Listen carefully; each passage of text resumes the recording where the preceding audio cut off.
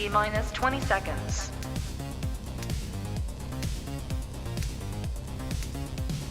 Tiger blood pumping, robot is ready 10, to go. 9, 8, 7, 6, 5, 4, 3, 2, 1, 0.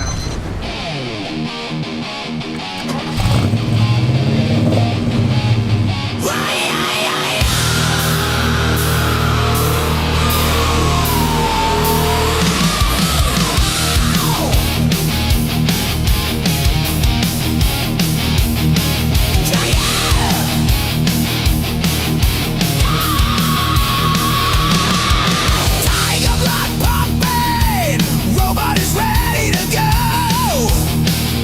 No place for land whales, because it's time to go.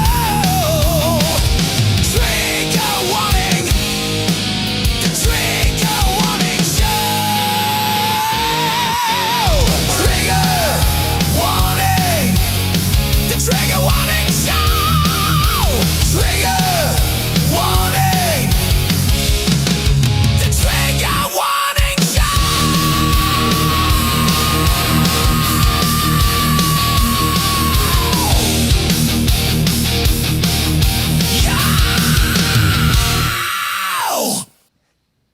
The tiger blood is pumping, and we are here again for the Trigger Warning Show. Welcome, everyone. Welcome, viewers. We have a full panel today. We have Istaphobos, Professor R2, Melvin Deeply, special guest, and Price of Reason. Well, they're all special. I don't want to single anyone else, but welcome, gentlemen. Thank you for coming along today. Good to be here. I'm the kind of special that, goes to the brown room in the basement. Yeah, I was going to say, when you say special, Not so much special needs. That's the host.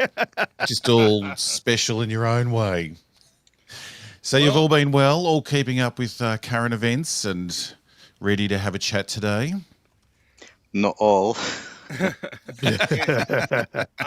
I'm pretty caught up, and I think after watching Starfleet Academy, I don't feel that special. I feel a little bit maybe on the Dirty? top of the heap, actually. Do you feel a bit dirty?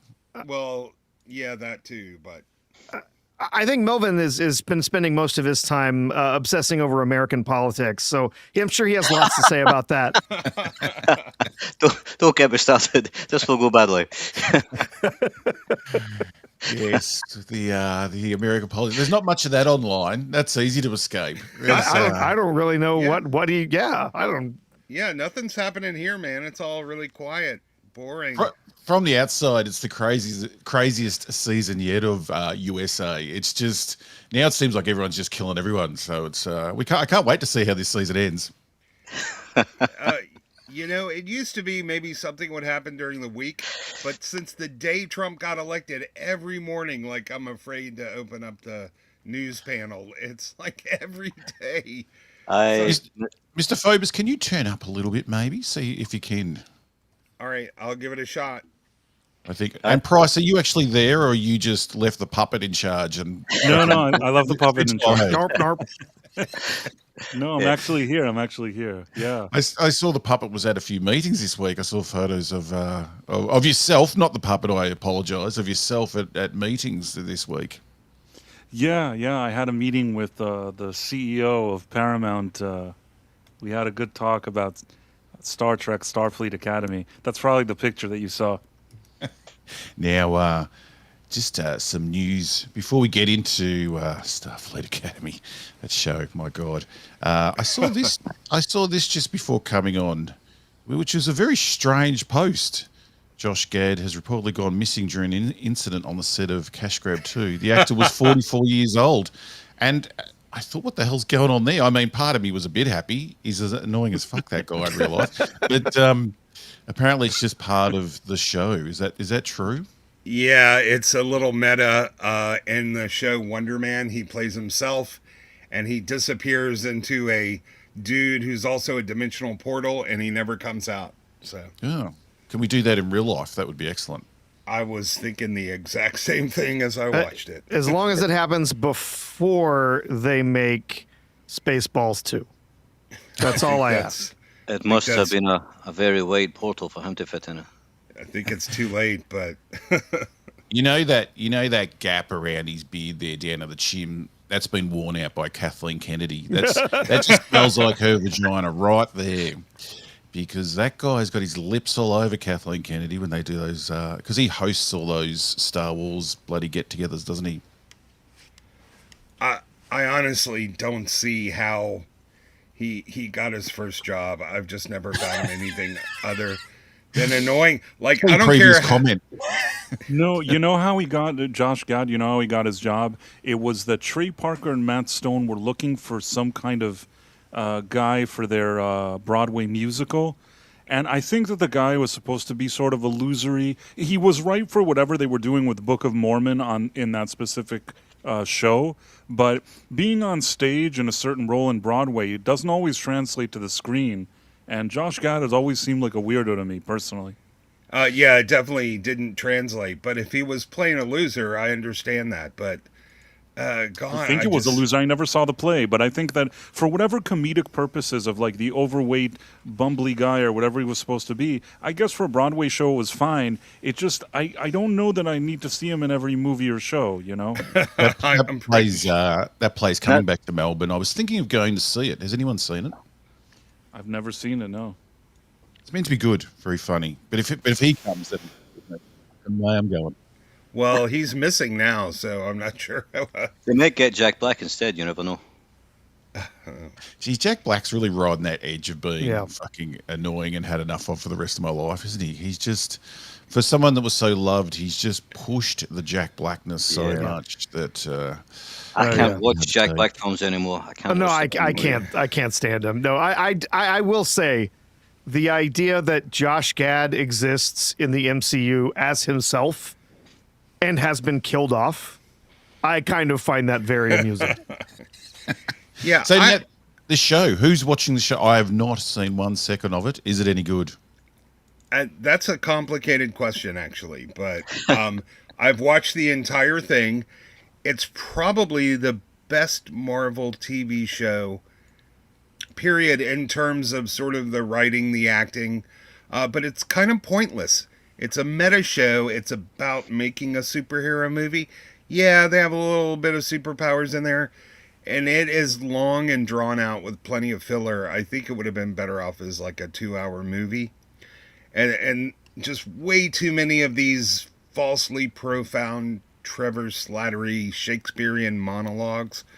But, actually, like, it's not all that offensive. I don't feel insulted by it. I don't feel lectured.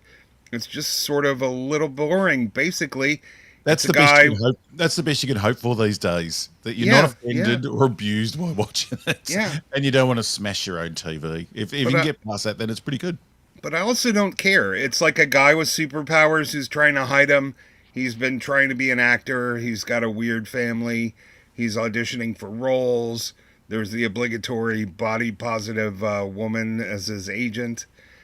And he finally gets a role, and he goes to the director's house. They have some stuff. He gets cast. Yeah, but it's like nothing really happens, and I'm not all that interested. I'm not even sure why I finished watching it. But it's kind of short. Are they even interested? Because I haven't even seen this show advertised. But it's only like 6 episodes or something, isn't it? Well, it's 8, but they're a half hour long, and they dumped it all at once, which tells you everything you need to know about their faith in it. Nothing like a good MCU dump. Yeah, but it was surprisingly free of overt DEI messaging. But of course, the casting itself is intersectionality all over it. But honestly, that's LA. I kind of didn't mind. The jokes really didn't land. It's not all that funny. You're not selling it to me too. No, I'm not. If I want a good night of not being offended, I'll put it on. Yeah, and it keeps referring back to Trevor as the Mandarin, which, sort of hooks it into the bad part of the MCU. Yeah, it's just sort of there. Like, if you were looking for somebody who could direct a show, get it on time, and, make the dialogue seem like real people might be talking, that could be your guy. But it's not really all that compelling. It does have a friendship between guys that call it a bromance, and they make sure you know it because I heard about the bromance between you and Mr. Slattery. But there was a show called not episodes, the franchise. It was a UK show about making superhero movies. It was that show was funny. This looks like it's trying to sort of play off the same idea, but it's not really funny. It's just sort of there. Streaming is just absolutely screwed content. Well, I say that there's some good things out there, but in the old days of TV with advertising and only a few stations, especially in Australia with our 3 commercial stations and then the ABC, you had to fight to get time on air. So your show had to be good, it had to work, or it was going to get cancelled. Now they need so much content to fill the fucking streaming and have people justify to keep spending that $20 a month that this is how you get these sort of shows. There's nothing original or interesting or even a point to the show, but it's just more content for them to fucking sell to the parents that are paying for the streaming service. Well, I think that's the word that precisely describes the show. Content. Sorry, Moment. Even that they describe this stuff as content is a bad sign. I mean, you don't call art content, do you? Let's go to the gallery and see some content. Content should be just on YouTube. We're content creators. Yeah. You haven't been to the Content Museum in London? Yeah, It's the Natural Content Museum, the one with the dinosaurs. Google search robot head content. I'd much rather be watching this stream than watching that show. It's the same as a franchise, isn't it? Star Wars is now a franchise. It used to be like a series of movies, didn't it? It used to be art, and now it's McDonald's. Yeah. McDonald's is a franchise. A franchise is a business model. A failing one, though, now, since it's too expensive for people to eat there. Even the people who make it don't even try to pretend anymore. It's just a franchise now. Yeah. They can only lie so much. Yeah, I see back in the, we go in these cycles when something's not working, and now, like, for some reason, there's a heap of crap about the Acolyte again coming out. The fans, they must get like a schedule what show they've got to start trying to push again. But I see all the Acolyte freaks are out at the moment trying to say that, we didn't deserve that show. It was so Bring bloody it back. good. Bring it back. The thing is that there's just not enough of those people to sustain a show like that. If that show was good, and this is the part that always bothers me, they're like, oh, it's because all of those haters said it was bad. Haters, none of that matters if people want to watch a show. What I've noticed, like the rule of thumb, if something is genuinely good, and especially respects fans and things like that, people are going to watch it. And when something is just stupid and pushes a bunch of agendas and it's crappy and shitty, then people won't watch it. And nothing annoys me more than those 5 people that I don't even know if they even watched it, that like sit around and whine about it all day. Do they even exist, or are they just bots? Like, does anyone actually like this shit? It's hard to believe that there's actual people that want to defend it. I want to know who these 5 people are. I think it's fucking dumb. It really is hard to believe that anybody really likes it. I get that people will go out and defend it, but there is that mentally ill special group known as shippers who live and die by somebody else's fictional relationship. And I really do think that they will get abnormally and pathologically attached to shit like that. The shippers are the most delusional because you make fun of them or have a joke about something they shipped, and they're like, what are you on about? Women have always wanted to fuck aliens. Like, they just think their life is so normal, and they think everyone around them is just like them, and that you're the weirdo because, you didn't realize there was fantasies about shoving a huge alien worm up your asshole or something. Yeah, or a fish. I mean, The Shape of Water did win Best Picture, right? Like, women, true. We want to fuck merman fish. Tuna porn. It smells like tuna, but tastes like... No, it smells like... Yeah, tuna tastes like chicken. I think they got it back front. Isn't it men who always wanted to fuck aliens? I know I have since Star Trek. Yeah. If they're green. But at least with the fish guy, you don't even know where the tuna smell is coming from now. The lovely Sean, 4680, $2. There can only be one super chat this week because I am broke. By me, I'm broke. Yes, but we love having you here. So, I will never say no to a super chat, but just thanks for being here. There was another one here. And I've got a coffee. People were telling me to get a coffee account. I don't know how it works or what it is, but I've put it in the description. So apparently people I've can always send me been coffee annoyed by it. messages now. That coffee thing has always annoyed me. It's like somebody writes, Oh, now you "I tell need-" me. Everyone said get one, and now you're telling me it annoys you. Yeah, I'll tell you why it annoys me, because I once click, or sometimes I click on it. I don't anymore. It's like, do you want to buy me a cup of coffee? No, I don't. Fuck you. Like, I don't know. I hate it. Like, why are you asking me this stupid question? I don't want to buy you anything. It's such a sniveling, snooty thing. Like, buy me a cup of coffee. If you I'd want to like ask for to. money, say like, I need money. I would, you know what I would respect? If it says, I really need money, I gotta pay bills. Can you send me something? If that's what like the title says, I'd be like, okay, this person's a man. If it's like, do you want to buy me a cup of coffee? It makes me feel weird. I don't want any part of it. I'd like to thank Bryce for supporting the channel. Why don't you tell us what you Raising really money. I'd The, rather buy them a cup of coffee than them pawn some cheap crap coffee off on me that has their channel's name on it. I'll tell you a have- story. I'll tell you a story, right? A long time ago, the first time I was in Melbourne, I was walking down the street, and this... Did you ever watch the Kenny Everett show? Oh yes, that was on after school before or after Doctor Who, and that's that guaranteed that I wasn't going to be a homosexual.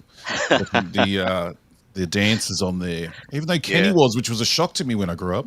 Sorry, Yeah, go on. it shouldn't have been, but it was. Anyway, this guy, and he looked exactly like Gizzard Puke from the Kenny Everett show, with a big mohawk and all the safety pins through his face and things like that.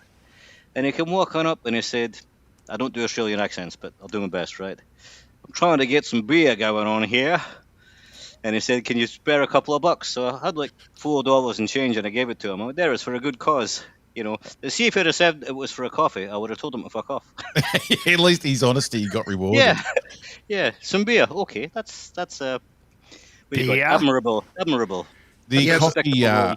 the coffee app did have the option of saying, "Do you want to say buy me a coffee, or do you want to say donate money or something?" And I went for the donate money. I thought buy me a coffee did sound a bit wrong. You should be able to put buy me a beer, but yeah, don't listen to price. It's a great idea, and check it out. And I should open it up so I can actually, if anyone sends me anything, I can read it out on here.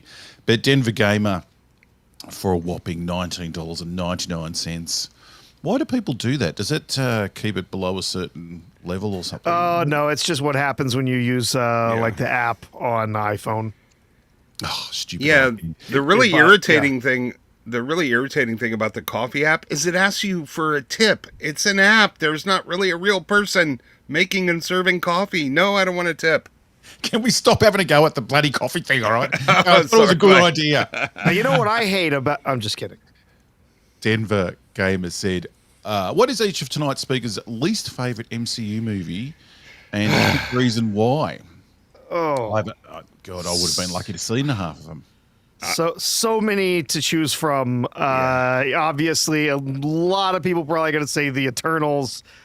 Personally, I can tolerate the Eternals, even though it is terrible. The Marvels is the most miserable pile of garbage. It's a terrible story with terrible acting, terrible direction, terrible effects, and it humiliates the only characters in it that are worth anything. So it is just the worst thing they've ever made. Personally. Yes, I was going to say the Marvels as well. I haven't seen the Eternals, but I've avoided that one. But I would say the Marvels. Yeah. Actually, I think the Eternals is far from the worst. Now, I haven't seen the Marvels, but I have to say it's between Doctor Strange Multiverse of Madness and Ant-Man Quantumania. And I'm going to go with Ant-Man because it absolutely obliterates the beautiful relationship that he had with his daughter. And it turns her into an insufferable twat who hates her dad. Remember when they were building a fort together? Teenager? Yes. Oh, Quantumania. Oh my yeah, god. and then it cucks Ant-Man and it ruins the relationship with his daughter. And there's so much messaging, and it has that butchy woman from the Boba Fett show. I just can't stand. I'm sure Freckle Jesus is in there, even if I didn't see her. Doctor Strange Multiverse of Madness just didn't make any freaking sense whatsoever. But I'm gonna go with Quantumania, based on the fact that I didn't bother to even attempt to watch the Marvels.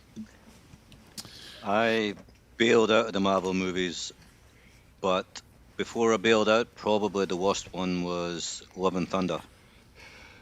Oh, That I might is- change my opinion. is- Actually, Love and Thunder. Fuck me, that film was offensive. Yeah, no, that is not a bad pick. If you're gonna go for one of the worst out there, I can get behind Love and Thunder. It's pretty damn awful. Yeah, It's, but look, at I think people Love and Thunder. people accuse us of a bubble, but look at the variety of our choices. We all think of with our own minds here. This is great. And if we were proper shills, we would have seen all of them. But so we're terrible at shilling. Not shills, Yep. grifters. That's the word I'm looking for. If we were proper if I was grifters, the we would have seen real them all. bigot, I'd have picked one with a female lead. I have seen them all, every one. Some of them, only in streaming later on. A lot of them not seen in the theaters. But Price, what are you picking, Price? The worst MCU? Oh, this is so you difficult. are with us, aren't you? That's what we're Yeah, talking no, about. yeah, I am with you. Price has hit the bucket bomb early tonight. No, it's not that. It's it's a long story. But the worst MCU. He's staring at his Kylie Minogue poster. So difficult. I'm staring at Kylie Minogue's ass. Yeah. Wait a second. The worst one. Eternals is really bad. Eternals is really, really bad. I'm trying to think if there's lower. Is there? If we're talking about show, I would say like Ironheart. If we're talking about movie, I think that Eternals has to be pretty bad. Yeah, if we're doing shows, I'll throw Denver a freebie. I gotta say, what is it? The Secret Invasion or whatever. It destroys Yeah. Nick Fury. It destroys all of the characters who were replaced by Skrulls. It kills Maria Hill. But Ironheart is despicable. But you know what? Nobody in Ironheart is defending a guy's right to steal food. It would be Daredevil. Yeah, Ironheart was another level of boy. Yeah. abuse Well, it's a great in the mind. supervillain. It was a good supervillain Yeah, show. yeah, though. exactly. Yeah. Yeah. ArgoBot 64 literally need to have 48 hours of content a day. Is this about the content instead of movies? Because I could do 48 hours a day if I needed to. If it would get me some more coffee. So see how I got that in. That's a great app, man. I love it. It asks you, gives you lots of choices. It's very fun, easy. It's seamless. I highly recommend that app. Oh, and then they misspell coffee. It's kind of funny and kooky. Yeah. Swear to God, everyone said I should get that coffee thing. Ardent Party. Looking forward to Skeletobin. Am I saying that right? Time. It's Skeletobin time with Jared Leto. How does Jared Leto keep getting work?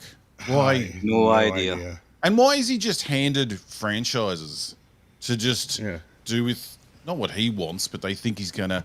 Who do they think likes him? Because Hollywood obviously thinks he's cool, and he thinks he's cool. No one thinks he's more Well, cool than he does. all of his cult members who live with him and surrender their bodies to him. I mean, he's got a pretty big cult in the compound out there in L.A. Is How that do you coffee get app? those Is that the one cult spelled Kofi, like the African dictator? Look at Melvin. I like this guy, Melvin, deeply. He's cool. I like him.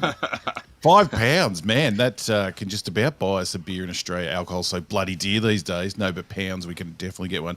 Have a beer instead. Thank you, Melvin. But we have to get together sometime so we can actually buy each other a beer. You got to come back to Melbourne at some stage. Next Christmas, I'm either going to be in Australia or Thailand. I'm not doing another one in Scotland. It's fucking shit here. The weather's been all over the place here, but it's beautiful today. I think it's about 27 degrees. Sun's out. It's magnificent here today. So, but we've had the bushfires trying to kill us again, like they do yearly. So that's been wonderful. We had bushfires and flooding on the same day in Melbourne, so in Victoria. So that was interesting. So anyway, that guy's not really dead. What's his name? Josh Gad. He's not really dead, which is a shame. No. So I don't want him to die, but I wish he would go away. Like, that's not the worst thing. And other news, Daisy Ridley. It's great to get some Star Wars news for the channel. Daisy Ridley reassures Star Wars fans her new Jedi Order film is not affected by the leadership change. Yeah, they weren't making it before, and they're not making it now. I didn't read it that way. Maybe she's being very honest. Yeah. Yeah, I think she's like- that is exactly the point. Yes, it I was going to uh, have a go at her for being delusional still, but no, maybe Yeah. you're right. She's cotton on and she knows that it's not going to happen. she's being completely 100% honest with her Honest, fans. It was never going to be made, and it's still never going to be made. Yeah. Yeah, they're pulling all the race shit out of the parks. They're bringing back the OT. They're releasing it next year. Yeah, I don't see a lot of future for the sequel. Even calling it a trilogy is kind of insulting, but The look at her there. Look how pretty she looks. Somehow they got us to hate that woman. Well, not that woman. Yeah. The character obviously wasn't her, but you know, if you saw a photo of her looking like that, and she's going to lead Star Wars, you'd be thinking this is going to be all right. I'm looking forward to this. They polished her up really well, but in general, from that side, she usually looks like a horse. They've done something here. That's Yeah. a bad side. Melvin thinks that Margot Robbie looks very mediocre. yeah. Melvin, Apologize. is this something? God, get off Have my you seen wagon. the- Whichever way you've got to Right. go to get your brain back. Price does this to me all the time. He knows it's not true. It's revenge for the Jane Seymour thing. Yeah, have you seen the photos of Daisy Ridley from the other side where she's actually, you know, A little quite cheeky? attractive? Yeah, So Chris she- said, yeah. Yes, They I should to have showed point a out little something bit more of that Ray cake, and the movie would have done better. Doesn't matter who you show these days. Like all the weirdos trying to say Sydney Sweeney is mid, and that she looks a little bit retarded, and they don't get that. That's the attractive part. That's the bit we like. Yeah. Yeah, these are the same people saying Cynthia Erivo is the most beautiful woman in the world. So I know what you Cynthia like. Erivo's a So woman? what you hate. Yeah, exactly. Even calling her that How species. dare you assume it's gender? Yeah, she's got a head like a xenomorph. Have you ever seen her sideways? It's She's like a Romulan with mange. So we're not. Hera. We're not. I can't put a deposit on a bigger house for this Daisy Ridley Star Wars film coming out and being able to make content. Oh. No, it's never going to happen, is it? Got as much chance as Ryan Johnson coming back and making a film, which bloody hell, I wish he would. Could use those views. Poor Daisy. Well, let's move on from Daisy. Sorry, Melvin. I was going to say I like Daisy Ridley just as a person because she hasn't called us evil or anything, and she's had a lot of shit off us, and she hasn't reciprocated. So Very she's true. all right. She takes it like a trooper, matron. Oh yeah, absolutely. Everybody else is. Well, I guess Adam Driver I don't recall him attacking the fans very much, but everybody else. He No, couldn't I- even remember the name of the films in some of the interviews. It was like the second one, whatever that was. He doesn't Yeah. even care. I mean, honestly, he is a decent actor, Adam Driver, and I don't think that that Star Wars thing meant a whole lot to him. Hang Yeah, on, but Melvin's got some support here. Sorry, I'm with Melvin. I don't Yeah. see the attraction of Margot Robbie. I'm not saying I'd boot her out of bed for eating crackers, but she's not Hollywood hot. I think in Wolf of Wall Street, Margot Robbie was a 10, and we had this discussion in the Critical Drinkers group Is that because she was nude? a couple of weeks ago. Well, And her- because you could see what parts of her were a 10. But I'm not going to say what I said in there, but yeah, she was. Oh, you can amazing. say whatever you like here. That's Oh, Well- I can say whatever I like. Get you. Okay. What I said was right. I But she's said old now. getting and nervous you- now. I would suck her soul out through a bumhole. That's sort of romantic and lovely. You can put Yeah, that on a very. card, I reckon. Yeah, I wasn't expecting yeah. it to be that. I thought graphic. I thought he had something naughty to say, but that's more naughty than I had anticipated, Melvin. Weren't the shippers actually like threatening Adam Driver's wife so he could be single to hook up with Ray? Well, that Yes. was his story. The shippers got very angry that he was married. Yeah, so he kind of knows the score. So I think him and Daisy both have been relatively cool to the fan base. Sorry, I'm just getting over that comment still. just got to get the visual out of my head for a second. Think Wolf of Wall Street. Think Yes. Yeah. Well, Margot, we were which surprised walk because she into was, the room naked. she was on Neighbours here and no one gave a shit. Do you think AI could make a video of that, Melvin? I think I'm sure AI can do anything. it's only limited by your imagination. Yeah, and the guardrails. We'll Sorry, move on. video moderated. We cannot portray. What did you say? Sucking her soul out through a straw in her asshole? Not a straw. That would be rude. Melvin doesn't need a straw. Yeah, I wouldn't. Well, it's like a straw is a waste, especially those paper ones. It would go soggy way too quick. Anyway. I So know much this to is say, off and nothing I think is appropriate for this time I know of this day. is off topic, but I didn't get to weigh in on it before. I wanted to say that I watched the first 4 episodes of Wonderman, and the only thing that I'll say that I could give it a I compliment. told you, he's been hitting the bucket bomb. The only compliment that I think I can give it, that at least the 2 lead actors weren't bums. You know, Ben Kingsley, even though he's not young, still a good actor. You could tell that he's still giving a decent performance here, along with Yahya Mateen. Is that his name? I don't even know his character's name, much less the actor. But I think his name is Simon good. Williams. The actor is Yahya Mateen Abdul Yahya. I don't know, man. I did the best I could. Yeah, he reminded me of the guy who played Luke Cage. He had charisma. He did a good thought he job. was- not only did I think he was fine, I thought that him and Kingsley together worked well. I almost thought to myself, okay, it's a step in the right direction in the sense that it's not overly offensive, and the 2 actors were actually likable. If they could only write a screenplay that was like a little more compelling and interesting, I think that this probably would have stood out as one of their better projects. The other thing I was thinking to myself, if you have everything great, if you're doing Avengers Infinity War, you know, Endgame, and everything's great, and then you release a show and you say it's something a bit different, that like we had a different vision for it, we're trying something a little experimental, you have the fan goodwill to maybe get behind a show like that, especially if you improve it a bit. But there were enough pieces of the puzzle there that it would have been something that's maybe not a disaster. It's just like right now where the MCU is, nobody has any patience for that, and it doesn't stand out as anything interesting enough to really, you know, buck the trend. I will say though that it surprises me that Ironheart was all dumped in like, you know, not dumped, was done like weeks. They didn't do it in 1 week, Ironheart. They made it a number of weeks where each time they released, I guess, a few episodes or whatever they did. This one, they dumped it all in one day. This isn't the worst thing they've ever done, not by a long shot. Yeah, and I agree. Coming on the heels of Ironheart, you better have something spectacular. But if we had nothing but great movies and shows from them, I could have seen this benefiting from a lot of goodwill. Like I said, I think it's the best TV show they've made, and I didn't feel lectured or insulted or berated or put down upon.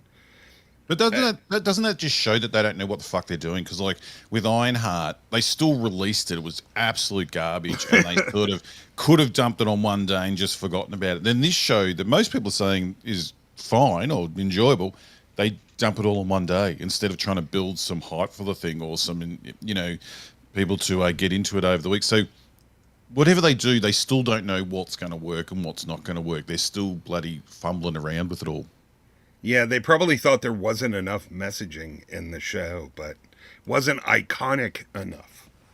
Now, I saw this just before coming on. I just thought it was interesting how Hollywood are trying to get hold of the podcasting sort of world by giving out awards. We saw that stupid award. What's her name? The actress that got it for her podcast. The blonde from Parks and Rec. Got it for hers, and yeah, Joe Rogan's come out and said, Tina Fey's buddy. Fuck. My brain refuses to acknowledge. It was Melvin. He broke us all. The with his soul comment. Where Amy Poehler. Amy That's Poehler. it. Yeah. Thank you. But Joe Rogan said he wasn't even in the running because he didn't want to pay. Well, he thought it was $500. the $500 entry fee. He said something that I thought was interesting, and I actually agreed with him. He's like, on every list that you look, and this is coming from a guy, I don't watch every one of his streams. It's not like I'm okay with him, but like I'm not his biggest fan. Some if it's a guest that interests me, it's fine. If not, I could let it. Like I'm not obsessive about his show, but what I will say is that I liked his response because he said, based on all the streaming charts, I'm number one. So why would I go to an event where they're like all talking like to people that started a podcast like 5 minutes ago, and they're like, who's number one here? Like we'll all put on tuxedos and we're all gonna contemplate who's number one. He's like, why do I even need that? Not paying $500, not putting on a tuxedo, not going for them to contemplate if I'm number one. I am number one, and that's it. And And I the actually awards, thought, all of them now, have just got to a stage where we just know they're bullshit. Like, no one's even Right. pretending that they're not anymore. Russell These, Crowe said recently, they're just a popularity thing. It's nothing to do with the acting. Like, Oh, it's yeah. just a joke that Oh. they're just hanging on to, see how long they can keep this grift going of bloody doing these awards and. But, It's not even necessarily a popularity thing. It's a political thing. It's all about Yeah. how much power you have in Hollywood or have in the industry. It's about who in the industry you're cuddling up to and whatnot. It's popular and then with the right people. That's what if you matters. have the right politics. Yeah, and that's what it's all about. Like these the awards are Nobel Peace Prize. particularly, the Golden Globes are particularly grifty because it's only 103 voters and you've got to go and kind of bribe all of them. It's the Hollywood Foreign Press Association, which ends up being the mistresses of heinous dictators around the world that are sent away to live in LA, safely away from the tumult of the country, or the wife may have them killed or whatever. Also, this article fails to mention there's a $5,000 administrative fee in addition to the $500 entry fee. I think it's curious they didn't mention that. Which would be they'd be doing for movies. Since the beginning Convenience of charge. time. Yes. But I would just like to say, now that I have coffee, if we can get that $500, I will be entering next year to see if I can win Best Podcast for the Trigger Warning Show. So, don't listen to these people that say coffee's no good. I've opened it to see if anyone's actually sent me a message, and no one has.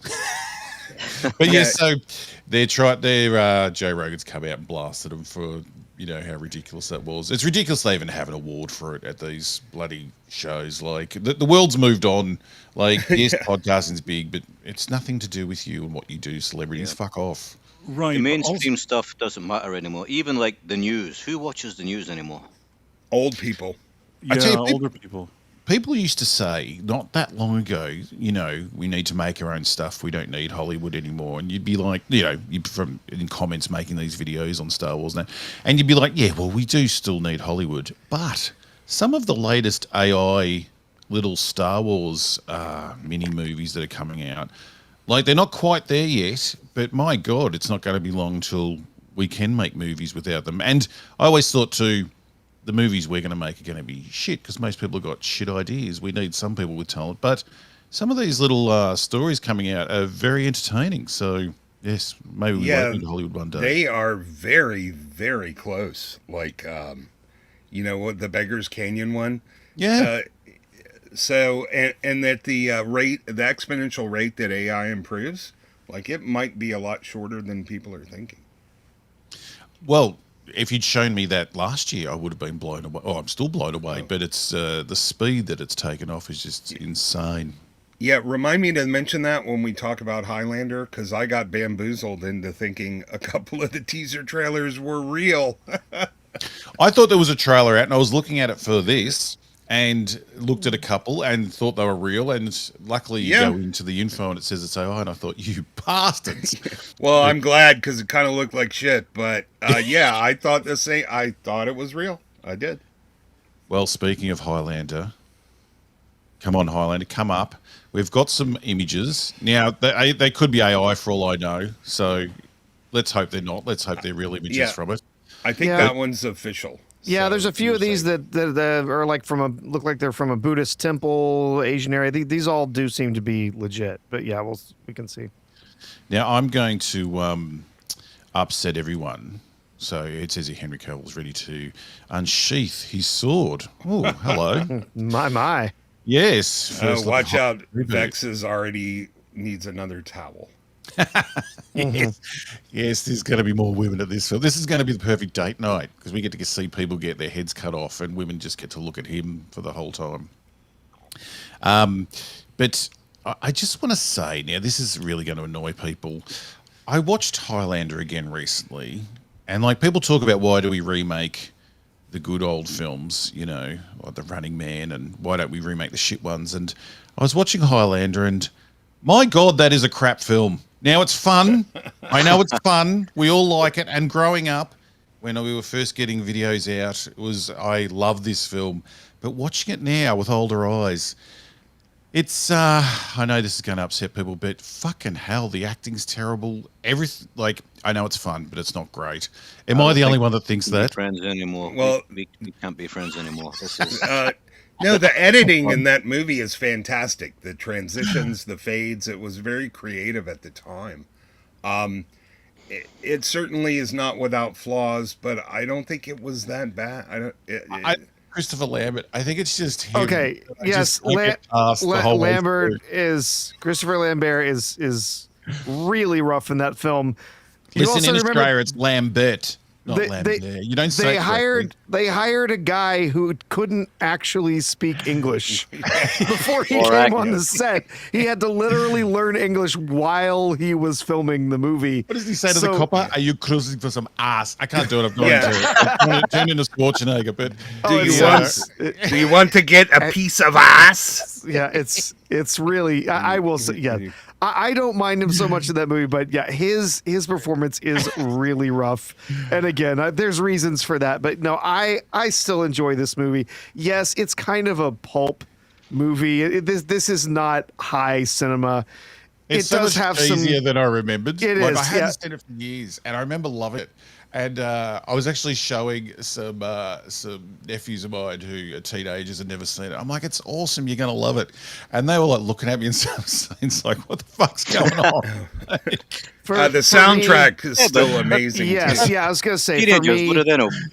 for me, the soundtrack that was done by Queen is stellar. It's so well used. The very sort of guerrilla, near almost grindhouse way that they did some of the shooting is really solid. And then honestly, Clancy Brown is so good in that movie. You can Yeah, say yeah. what you want, Robot Head. I don't care.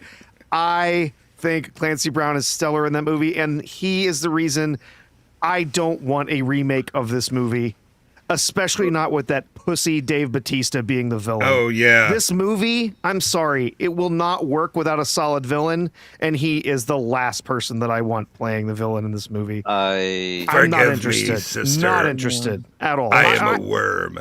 I'm tired of remakes. I don't want them anymore. I don't want any of them. I don't care what movie they're remaking, and I don't want them to remake this. I don't care who the star is. I don't care who's directing. I've already heard they're planning to do sword and gunplay together in this because it's going to be all John Wicked up. I don't want it. No, thank Clancy you. Brown's younger than I thought. He's only 67. They Yeah. could bring him back. I know it doesn't fit in with the story. Like kill him, but you know, this is Hollywood. Who cares? Clancy Brown's performance in that original movie is so completely over the top. It's insane, and His it laugh is is a incredible. perfect fit for the film. It's great. I love it. The, I agree. I agree. So we're not looking forward to the new one. We did because of that reason. I have Well, mixed some- feelings Some of those about it. reasons. I don't Can I trust have them my- to remake anything. Can I have my say about the original? Yes. Right. Okay. We are definitely going to argue about this. The first Highlander movie was of its time. It was a thing of its time. It was Sure. like a minor phenomenon in its day, and it's quite iconic. There's a lot of scenes in there, you know, and the music and things like that. But if you judge it by modern standards, then it's certainly shit, right? But you could say that about so many great films from before. Like The Great Escape is a shit movie if you judge it by modern standards. You know, do you think like a World War II prison camp was like that? Because I don't. Yeah. You know, that was They like were- Hogan's Heroes. Listen, they were making alcohol and getting around playing flutes, and for what was it, Independence Day or something? They were having a party in the Great Escape. That was all going on. There's Now, an awful lot of movies just don't hold up if you judge them by like modern YouTuber standards, and Highlander is one of those. But I totally understand, and You had- I do agree, but Yeah, you I had didn't to be remember there. it being so cheesy. Like, Robot Head, I have an important question though. Did you watch the theatrical or the extended when you rewatched it? oh, I think it was theatrical. I think. The okay, extended one is significantly better. Because I'm trying to the, think if there was any the Immortal scenes- Edition or whatever that they released at one point. Yeah. Yeah, did they have the World War II scene in what you saw with the Nazis? No, Okay, no, they didn't. you need to watch the extended. Yeah, it's a completely different film with that extra 40 seconds in it. No, but I mean, being fair, Christopher Lambert can't act, and he could never act. I think the only thing I seen him in before Highlander was that Tarzan movie. I was about to say, did he do Tarzan before this? Because he hardly had to speak in Tarzan. Yeah, It was more all just he had to letting do him was good. grunt. Yeah, yeah. Yeah, it was Sitcom. after, though. Tarzan was after. Oh, was it after? Was it? Oh, Tarzan was before Highlander. Are Wasn't you- it? Sean Connery Really? makes the movie, in my Sure. opinion. That's what adds legitimacy to that whole Yeah. Highlander movie. I think he only spent about a week filming as well. That was I a know- great week, though. I Did know you see we've- Subway?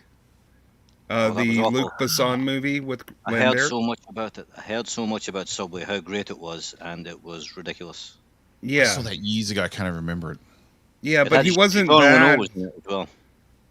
He wasn't as bad in terms of acting in that one. Yeah, but he was speaking French. Well, yeah, true.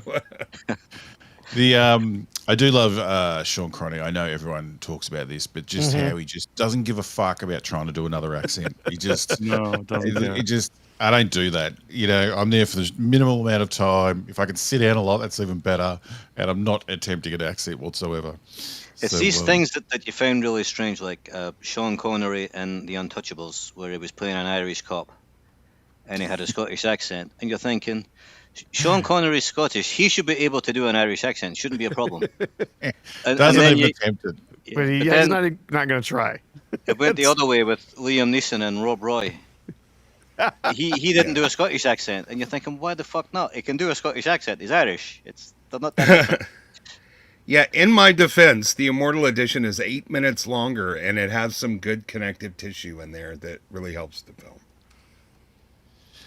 Now, after that disagreement, we have to get on to, well, actually, first, what do I have to play this, don't I, about what we've been watching, which will be depressing this week. What you want? What you want? What you want? What you want? What you watching? What you watching? Fill your eye holes, not your pie holes, or your other holes. Nah, watching. Sound there, robot head. What you watching? Robot head is watching, bitch.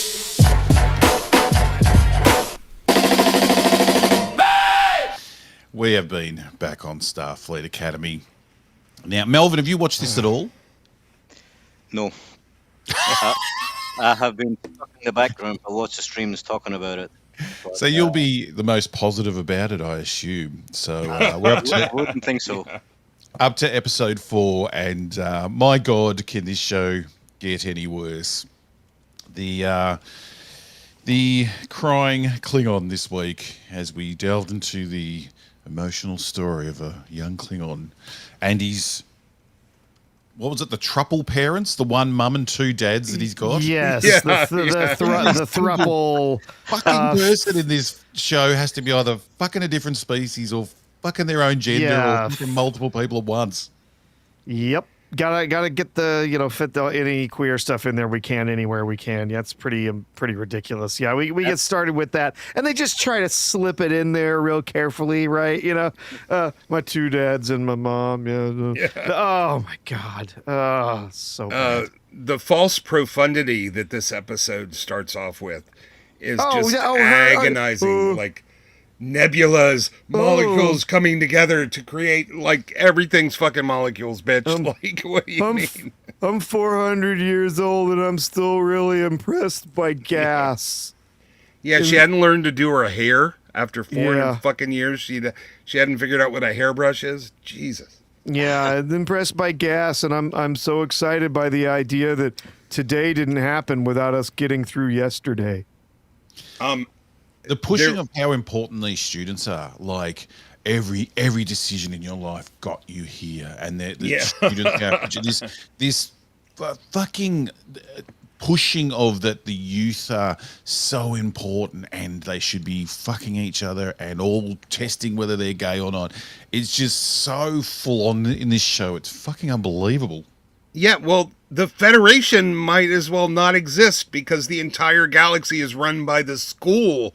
Apparently, they're making interstellar policy. They're making all the decisions. Who freaking needs the Federation Council? But I do have 3 good things from this episode. Ooh. If you had one, I'd be surprised. Yeah. Well, the first one is the show's actually episodic. I do appreciate that. So, and the second one was at the end, the Jerry Goldsmith Klingon music. Man, it still gave me chills. They did bring that back. Yeah. Despite how ridiculously shit the episode was, I gotta say, man, it got a rise out of me. And there's one good line that the Klingon, I can't remember, what's his name? Gaden Krog? Yeah. He goes, there is no protection from loss. Which I think is a good line. Out of all that's spoken in that show, it's the only thing worth the shit. You didn't like the master debater joke? Ah, yes. That wasn't, you didn't love that? Yeah. The language in this in this show in general, but this episode is just fucking unbelievable. When the Doctor, he used it in the weirdest way possible. Let me see Chicken where. shit? Yeah, chicken shit. There you go. They say F it up. Yep. And they debate, not this debate, chicken shit. It's so embarrassing. Yeah. Oh, and they even reference cops. They mentioned a cop. I don't They think I've mentioned ever- cops. But even the way they use chicken shit, I've never heard anyone use it. This whole show feels like it's written by people that have never socialized, had an argument in their life, or trying to pull it Maybe away. AI. Maybe Exactly. AI is writing it. It's Yeah, not AI is good better. chicken shit. I've never heard someone use it like that as a group context. I just don't understand why they only have 3 instructors in this whole place. This is supposed to be an academy for the most elite in the galaxy. They've got 3 teachers. Like he's teaching debate no class. and medicine and herbology and like all the other stuff. Who's teaching? All the other classes, right? Well, I mean, he is AI. In his defense, he could probably teach everything since he's a freaking ridiculous. computer. But he's- they don't but have the AI classes. The AI is teaching an AI character. Yes, that's the most Know ridiculous part. everything Yeah. he knows already, which is fucking insanity. And what are the school fees for going here? Because they have a fucking starship that they just travel around on for Just days fly as around part of their in, lessons. just whenever they feel like Yeah. it. Where were the War College going to school when they were out, flying around in the vagina ship? Oh, the Slytherins were back in their house in Hogwarts Castle.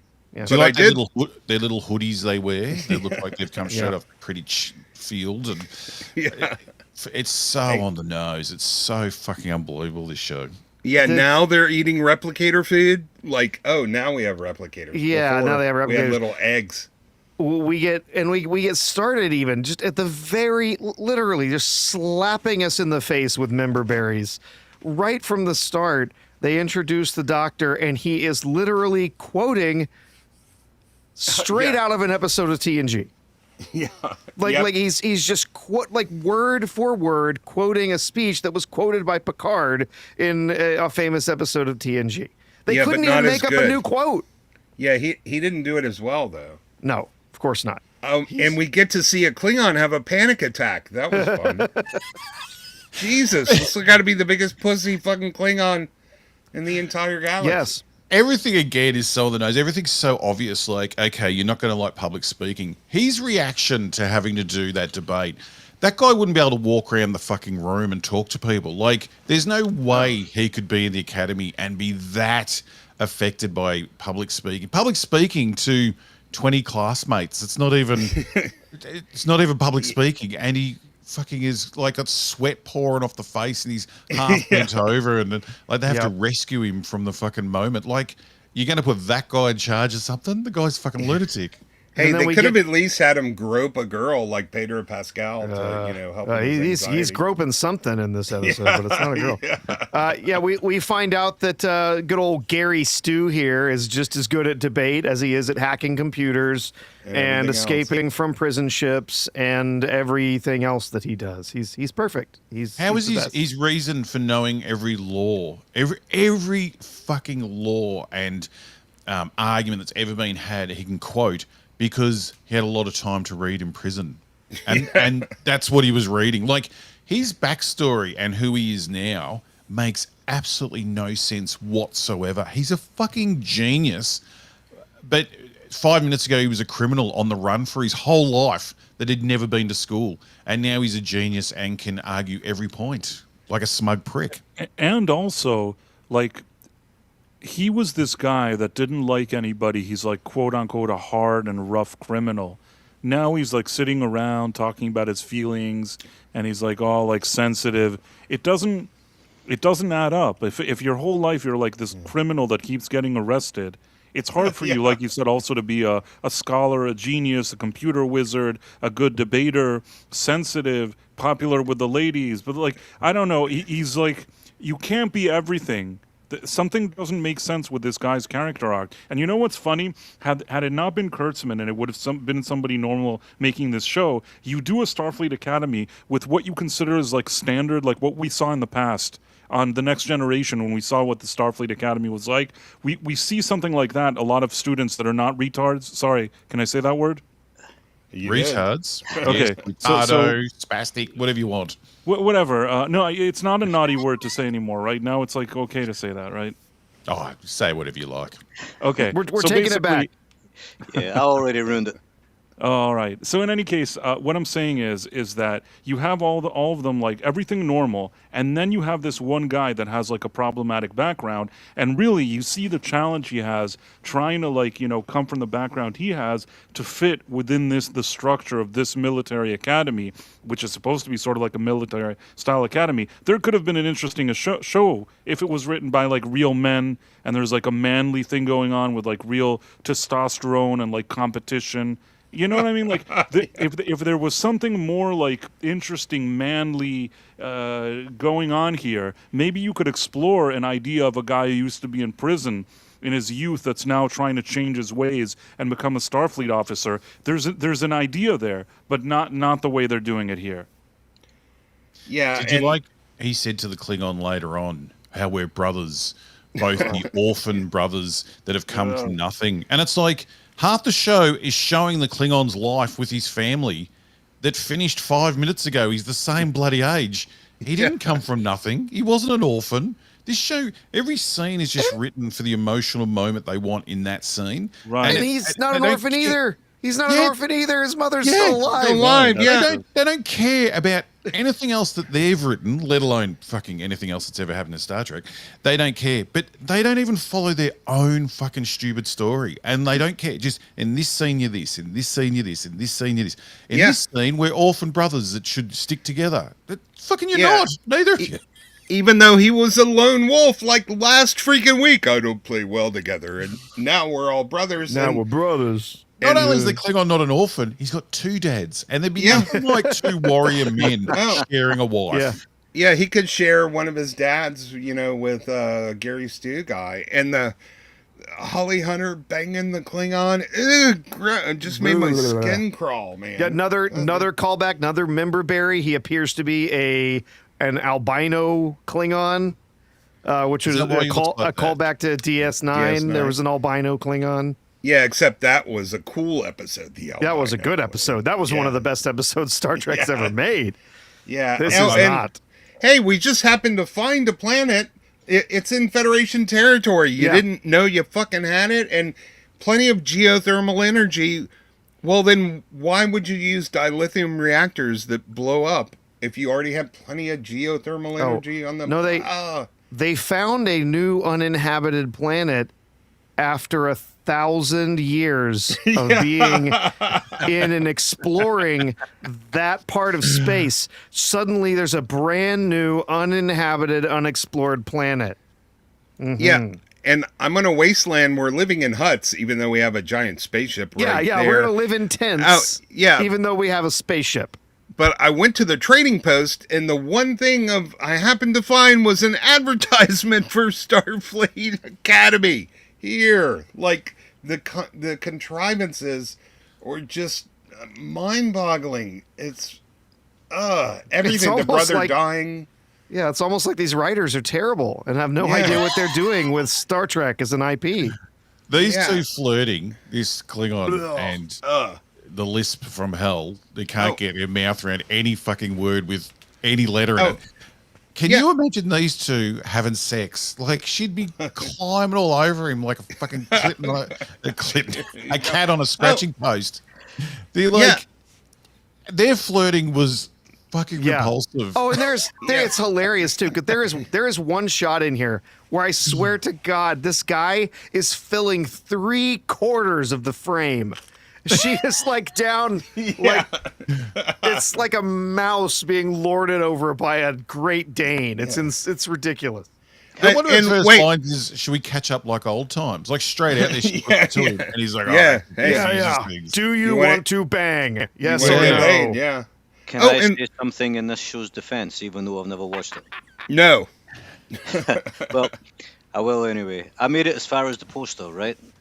There was a couple of cuties in that poster. Yeah, they weren't in this episode. Oh, and were they these two cuties? No. Can somebody explain to me why they are pronouncing Klingon like Spanish now? Oh, that's from you got to go back to Discovery, where they decided that Klingon, everything is all run together. It's awful. It's terrible. What's her name? Holly Hunt. What's her name? The bloody actress. Holly Hunter. Holly Hunter. But it's Holly in the Hunter. scene, and she can't get her mouth around fucking anything, and it makes everything sound worse. Well, that's just the way I naturally talk, and if you don't accept me, then you're a bigot. Do you know something? See, Holly Hunter, even when she was young, like in the 1980s, she always seemed like she was wearing false teeth that didn't fit, and they were about to fall out. Yeah. She couldn't talk properly, and her mouth always looked funny, like her teeth were going to jump out and bite you. Yeah, I haven't got it here, but I absolutely hate how the people that make this hate science fiction. So now everything is magic. You touch, you communicate, you can do anything. But when I thought I had an image here, but I haven't got it. In this scene, she wants to show him the world that they've just discovered that's perfect for them to live on. And she literally flicks her hand up and it appears next to it. Now, I don't know if this has happened in his other shows, because I haven't watched them, but they've just done away with anything that's science fiction, and it is just Harry Potter magic now. They can make things appear with the flick of a hand. They introduced this in Discovery, basically like, oh, we're 1,000 years in the future. So now their comm badges can be tricorders, communicators, transporters, projectors. They can, I think they can make Swiss cheese and brew coffee. And it's entirely possible they make a pretty weak tea. I'm not sure. Does it function as a sex toy as well? Because I'm quite certain that might be why that one chick swallowed it. Yeah, she has needs. Oh, and they actually have the nerve to have a character say, "Facts aren't feelings," in a show that's only about feelings. Yeah, that's true. I saw that. That was annoying. And then he goes. They keep talking about resources too, that there's not enough resources to look after people. It's like, you fucking just got food coming out of machines fucking left, right, and center. What do you mean you haven't got resources to look after people? Yeah, you've got an infinite space, minerals, asteroids, infinite power, antimatter. It's post-scarcity, and they're acting like, it's freaking Road Warrior. They also have a character, I think it's the gay Klingon, who says, "Just because you ignore reality doesn't mean it exists." It's like they're telling on themselves.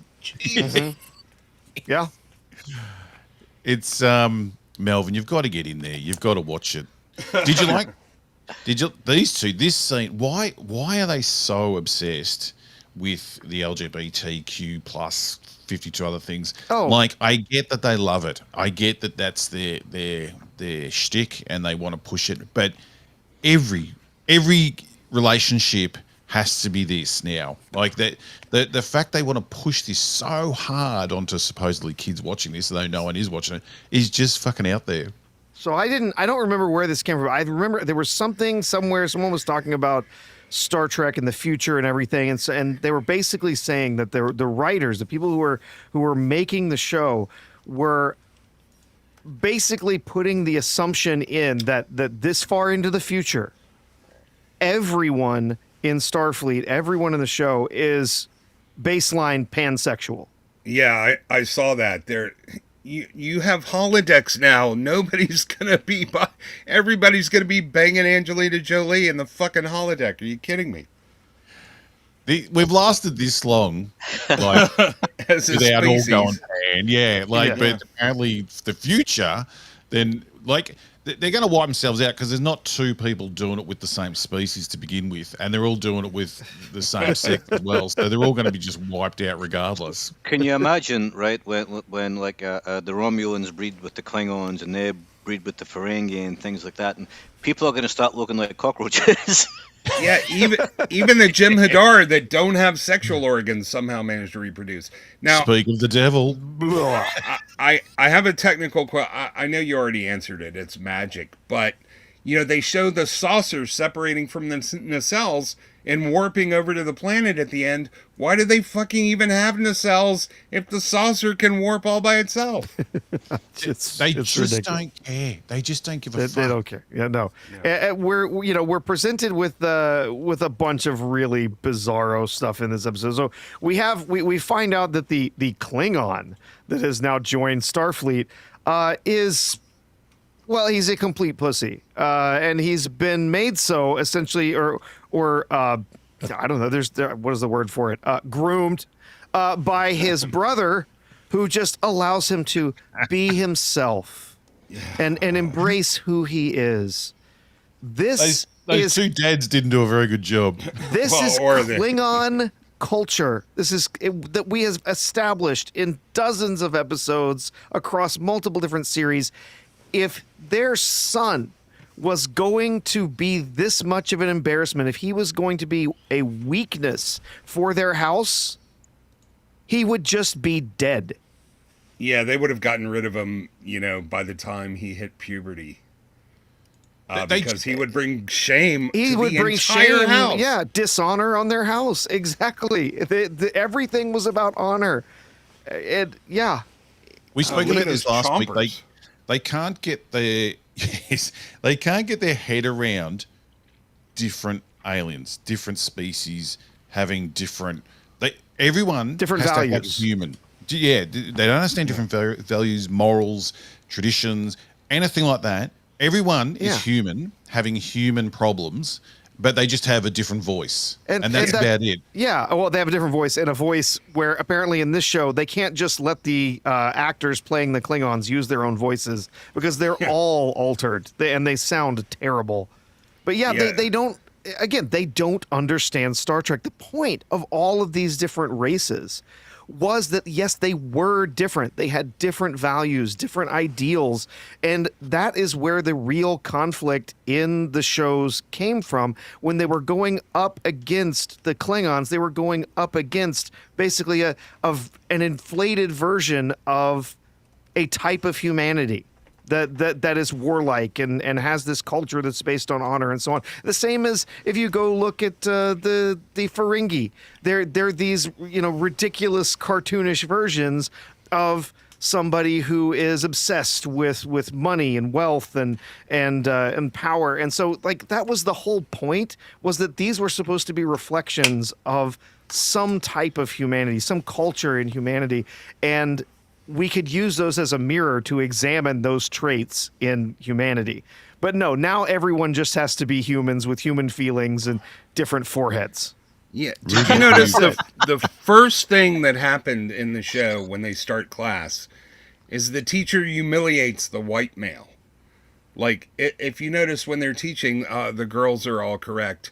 But it's teaching through humiliation. It's really offensive. Like, that's the least offensive, I think, in this episode. I think that's like the least offensive thing that happened, that he talked to that student at the beginning. Yeah. Ruby Hoove 9 gifted 1 Robot Head membership. Thank you for that.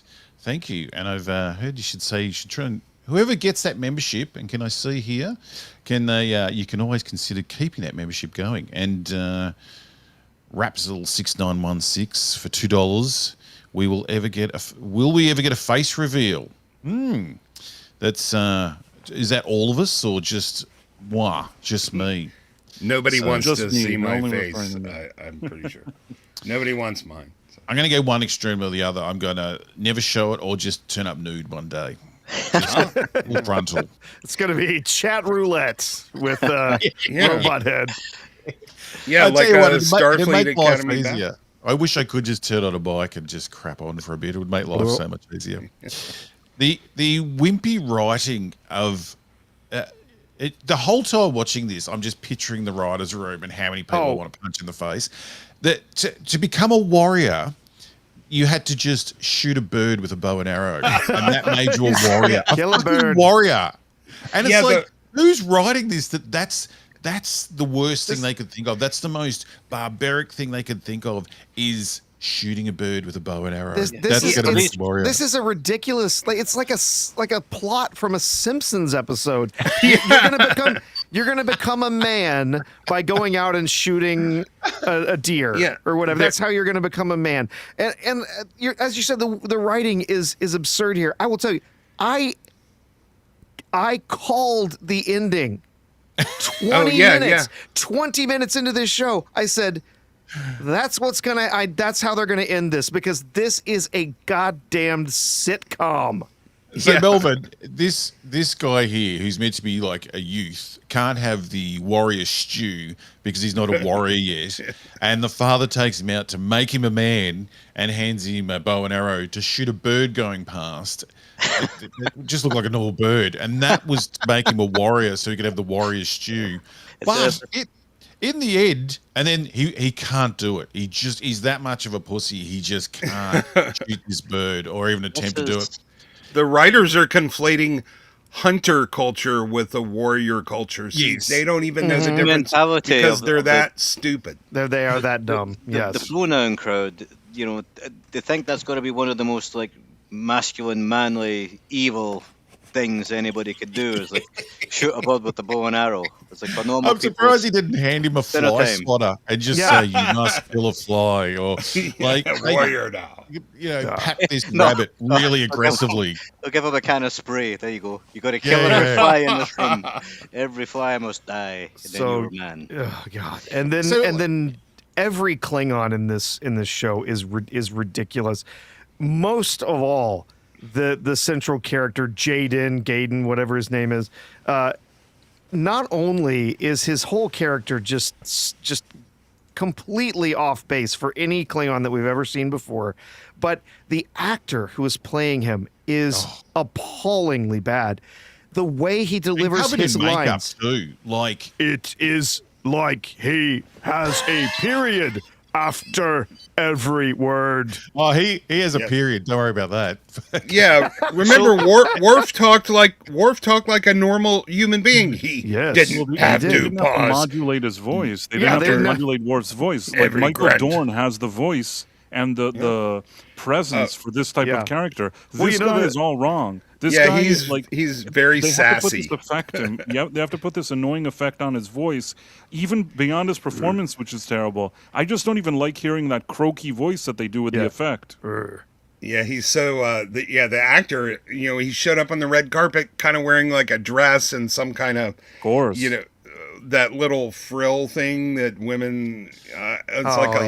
It's like a big I don't even know what it's called because I have a penis, but it's called gay. We need a big warrior type. Let's get the wimpiest guy we can bloody find. And they really did telegraph.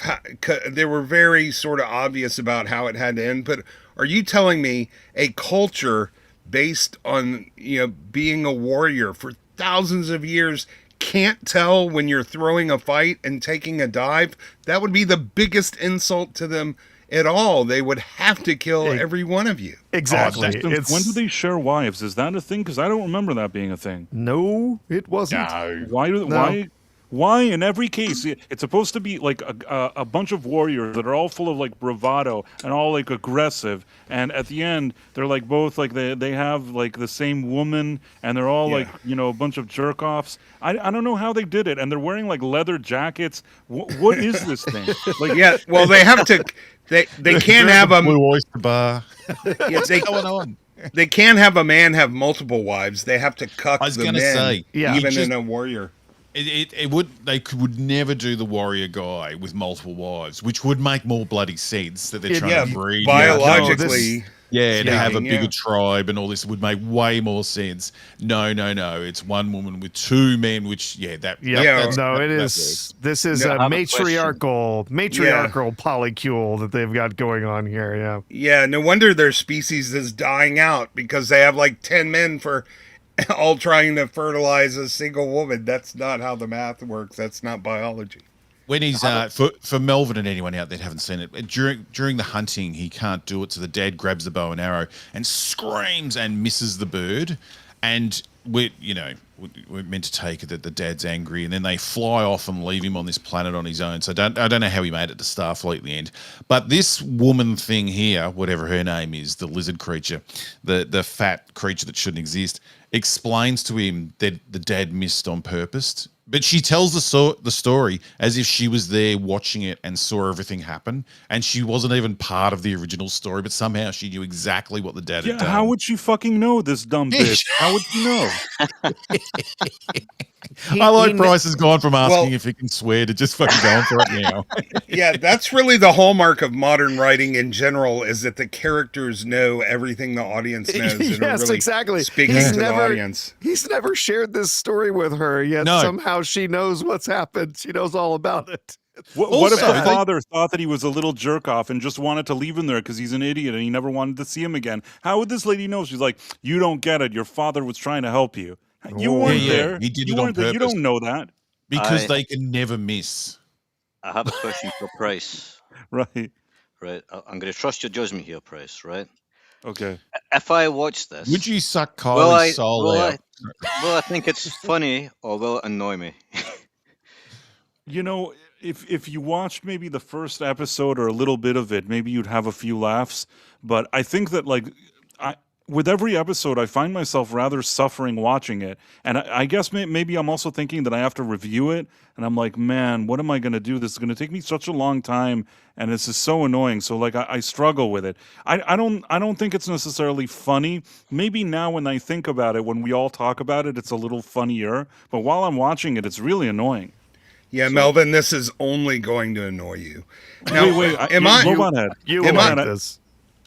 I had a question for Robot Head that I forgot to ask. So when I watch these episodes, and especially in episode 3 more than all the other episodes, but a little bit in episode 4, I feel like Holly Hunter, she speaks in a way that's so you can't understand what she's saying, that I almost feel like they used AI to smoothen her voice or something. There's something very processed about her voice when she talks. A lot of the voices are like that. Even I've had to put the subtitles on watching this, because there's so many times I can't quite understand, and I'll play it over and over and just I've got to put the subtitles on, because a lot of the voices sound like that. They've done something weird to her. It's probably to help to try and understand her, but but all of them so fucking hard to understand. Yeah, and I don't think Minnie Rachel Wise was even in this episode, so it's not even good for a wank. Yes. Even she's kind of annoying. She's a discount Rachel Weisz, if anything. She's not. In this show, we'll take what we can get. Yeah, that's true. I'll just put the mummy on. That'll do it. But and again for Melvin or the people. First, before we get to that final battle, they keep going on that the guy is the only Klingon on the ship, and it's such a big deal to have him there. And then she comes out and talks to him saying how she's an elder Klingon, that she should be looking out for him. And no one cares. They made such a big deal that he was on the ship, this whole journey to get him there. He's the only one there. When the albino Klingon turns up, the giant router, he's shocked that they've got a Klingon on board. But then this woman is half Klingon and talks about Klingon culture and how important it is, and none of them, they sort of just forgot about that for the whole episode, except for the end when she had to tell him what his dad was really doing. It's quite bad Yeah. when the writing is so bad that by the end of the episode, the writers have already forgotten what they said at the start of the episode. They want to give the Klingons Yeah. a planet to live on, because in this one episode, Klingons are nearly destroyed, disappeared, wiped off the face of the universe. And because of this one Klingon, he thinks of an idea to give them a planet, this planet they've just discovered that somehow they didn't know about. But Klingons won't accept it, so they have to do a pretend battle with them. And they literally do a pretend space battle with the Klingons to give them this planet. And everyone in the battle knows it's a fake battle. Like, there's not even a bit where they're fooling anyone. The Klingons know it's fake, and the Federation knows it's fake. Somehow the school can call on the Federation to go into a full battle to hand over this planet, and everyone's going to play out this pantomime. And that's meant to be good writing. That's meant to be an exciting show to watch, that the audience and everyone on the show knows that it's a pantomime and nothing's going to happen. It sounds like an instant classic, doesn't it? Yeah. It's ridiculous. And there was a way to do this correctly. I didn't know they were going to... I knew what was going to happen, but I didn't know how lame it was. Yeah. You know, they could have said, hey, hands off our planet. You can't. If you encroach, then you'll have to fight to the death, like one-on-one. There's a way to do it where it would be a real battle and kind of cool, right? Kirk would have got his shirt off, and they would have given him big batons or swords or something. Would have been a one-on-one battle. They might have even killed a Klingon or killed someone over this battle to give them the planet. But something more interesting would have been done. You know, there would have been a way to do it that they got what they wanted, giving them this planet, without it being just fucking ridiculous, something children would write and think it was cool. Oh yeah. Like I said, this is literally sitcom level writing, where it's like, oh well, I've got an idea how we can, she's got to she's got to go to the dentist. I've got an idea. Let's make it so that she's not really going to the dentist. It's we're gonna have her. It's a battle, and she's gonna go, and we're gonna pretend like she's doing. I don't know. It's just dumb. It's so dumb that we're just gonna play this little prank and make it look like they're gonna fight for the planet so that we can let them have it because they've conquered it, right? Yeah. Nobody's buying it. It's so bad. unconvincing, that whole ploy. It's so stupid. Price, you're kind of insulting The Simpsons when you call this sitcom writing. But there, you can tell there's not a single futurist among the writers. Nobody even trying to do decent world building and imagine what it would be like. I have to remind everybody, our entire history, we've all been confined on a single planet. Yet, you know, we have food, we have computers, we have electricity, we have nuclear power. They act like not being able to go to multiple planets has put everybody in fucking Mad Max Road Warrior tents. Mm-hmm. It's fucking insane. They just have no interest in sci-fi. It's just Harry Potter with costumes. And the they even costumes are a bit more said sci-fi now. Yeah, didn't Kurtzman even say it's sort of like Harry Potter meets some other bullshit? They specifically brought up Hogwarts when they're talking about the show, and that's the direction they've been going for entire Kurtzman Trek, replacing hard sci-fi, which extrapolates on what we already know, with just fucking magic. It sounds like Harry Potter meets Ezra Miller. Yes. And all this identity bullshit, like every story is about identity being accepted. Hollywood now loves turning on the family. If you can turn on the family and the family was wrong and the youth teenager that was confused was right, they love that story. And it's all about your own identity and how you see yourself, and that's the most important thing. And it's never going to end. It's just going to go on and on. There's talk now that they're not getting the second series, but is that true, or is that what you were talking about, Price, in your meetings with the heads of these studios? That a lot of that's just bullshit. They already filmed the second season, basically. Oh well, we're getting it then. Wait, I mean, here's the thing. In August, Alex Kurtzman says that he personally is about to go direct the finale of season 2 in an interview. So that means This whole thing has already been filmed. Maybe they're in post-production, whatever they're doing, but apparently the entire season 2, if I'm to believe Kurtzman, was already filmed. So this one out of two things is going to happen.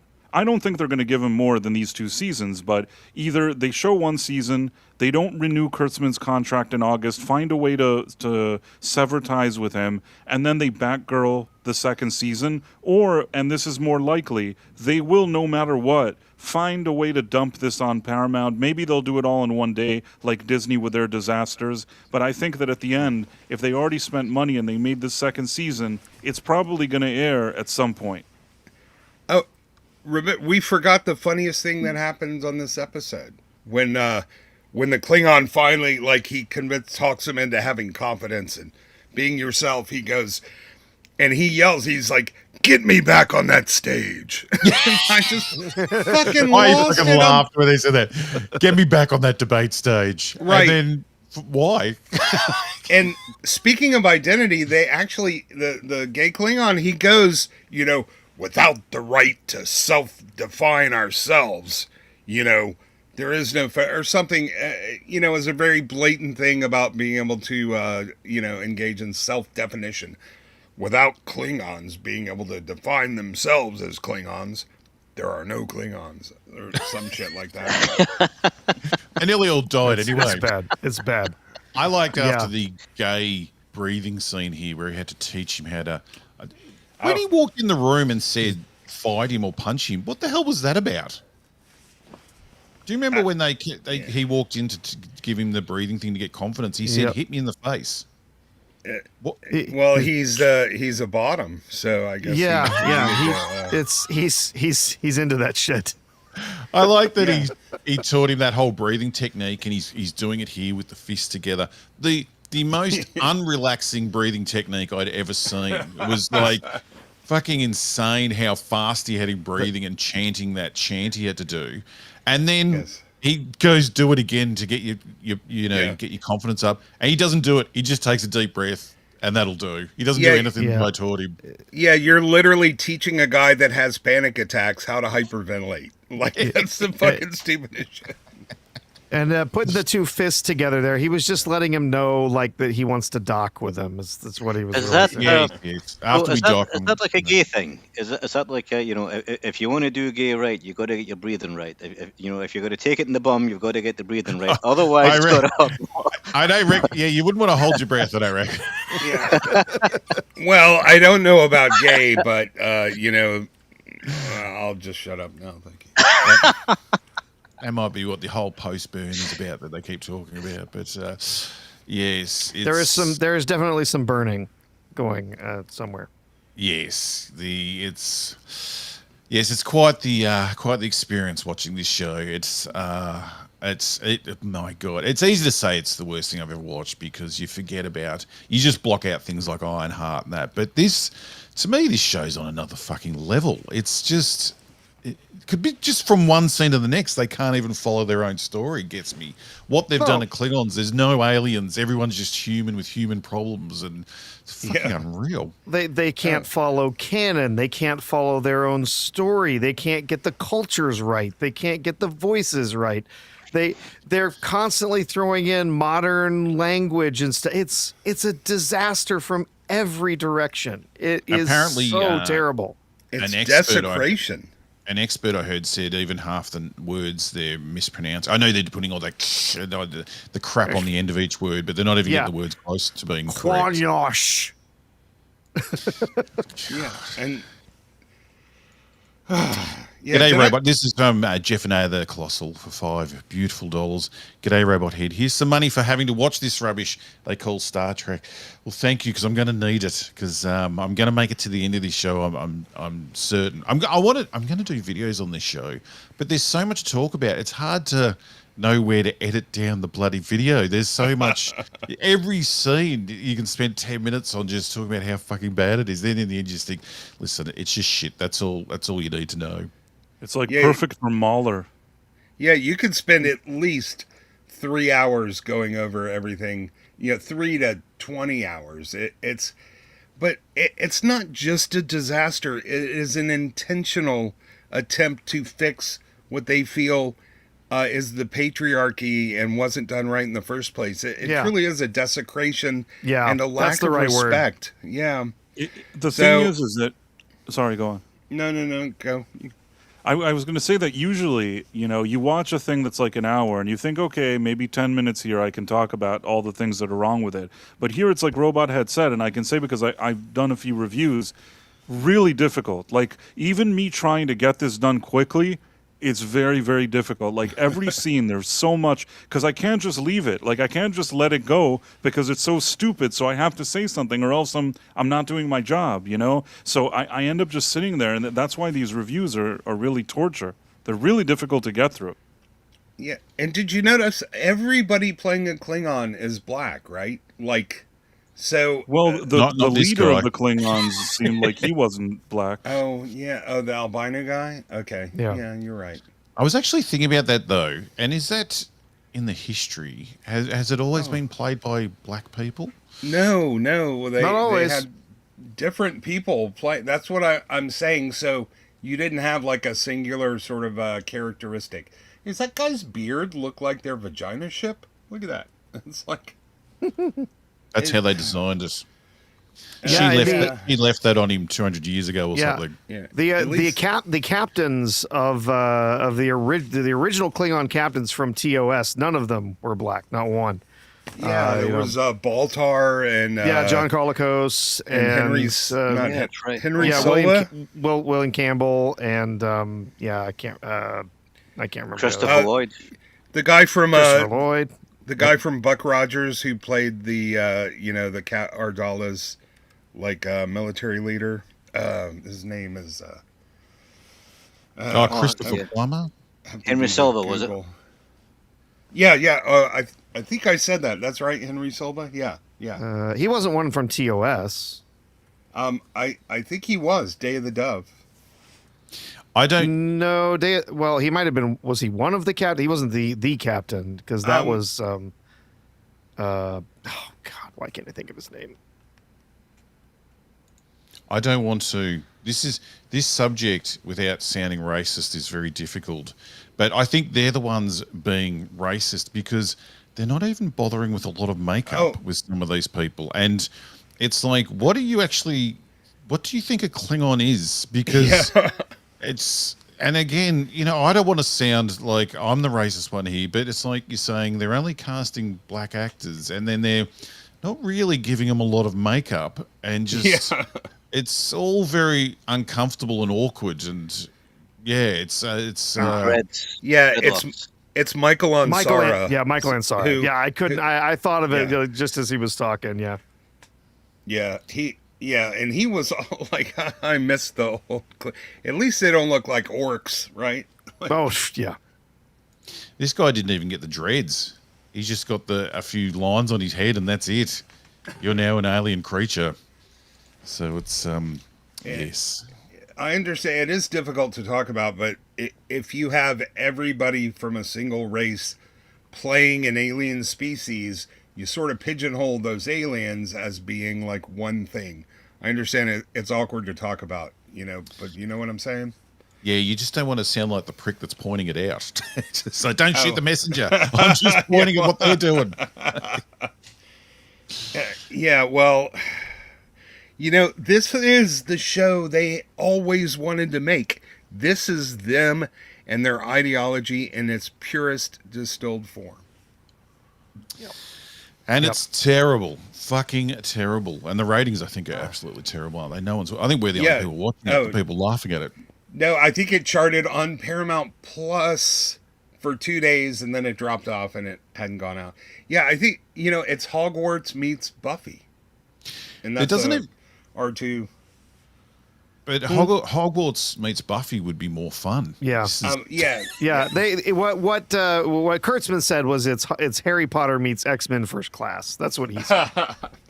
No, X-Men is way better.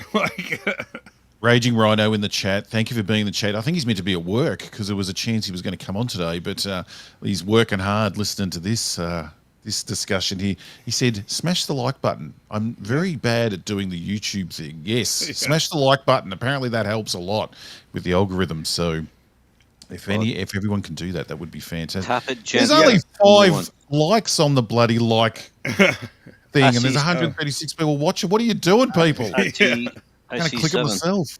Hold on. Sorry. Refresh. What we got? Refresh. Sorry, Melvin. Yeah. Where are we? I'd like to say hi to Raging Rhino. You don't know me, but 28. I've watched you black out every Saturday night, I think, for the last year and a half at least. And Oh, he nearly you met him brought me today. He a nearly lot of came in entertainment. today. Oh, that would be awesome.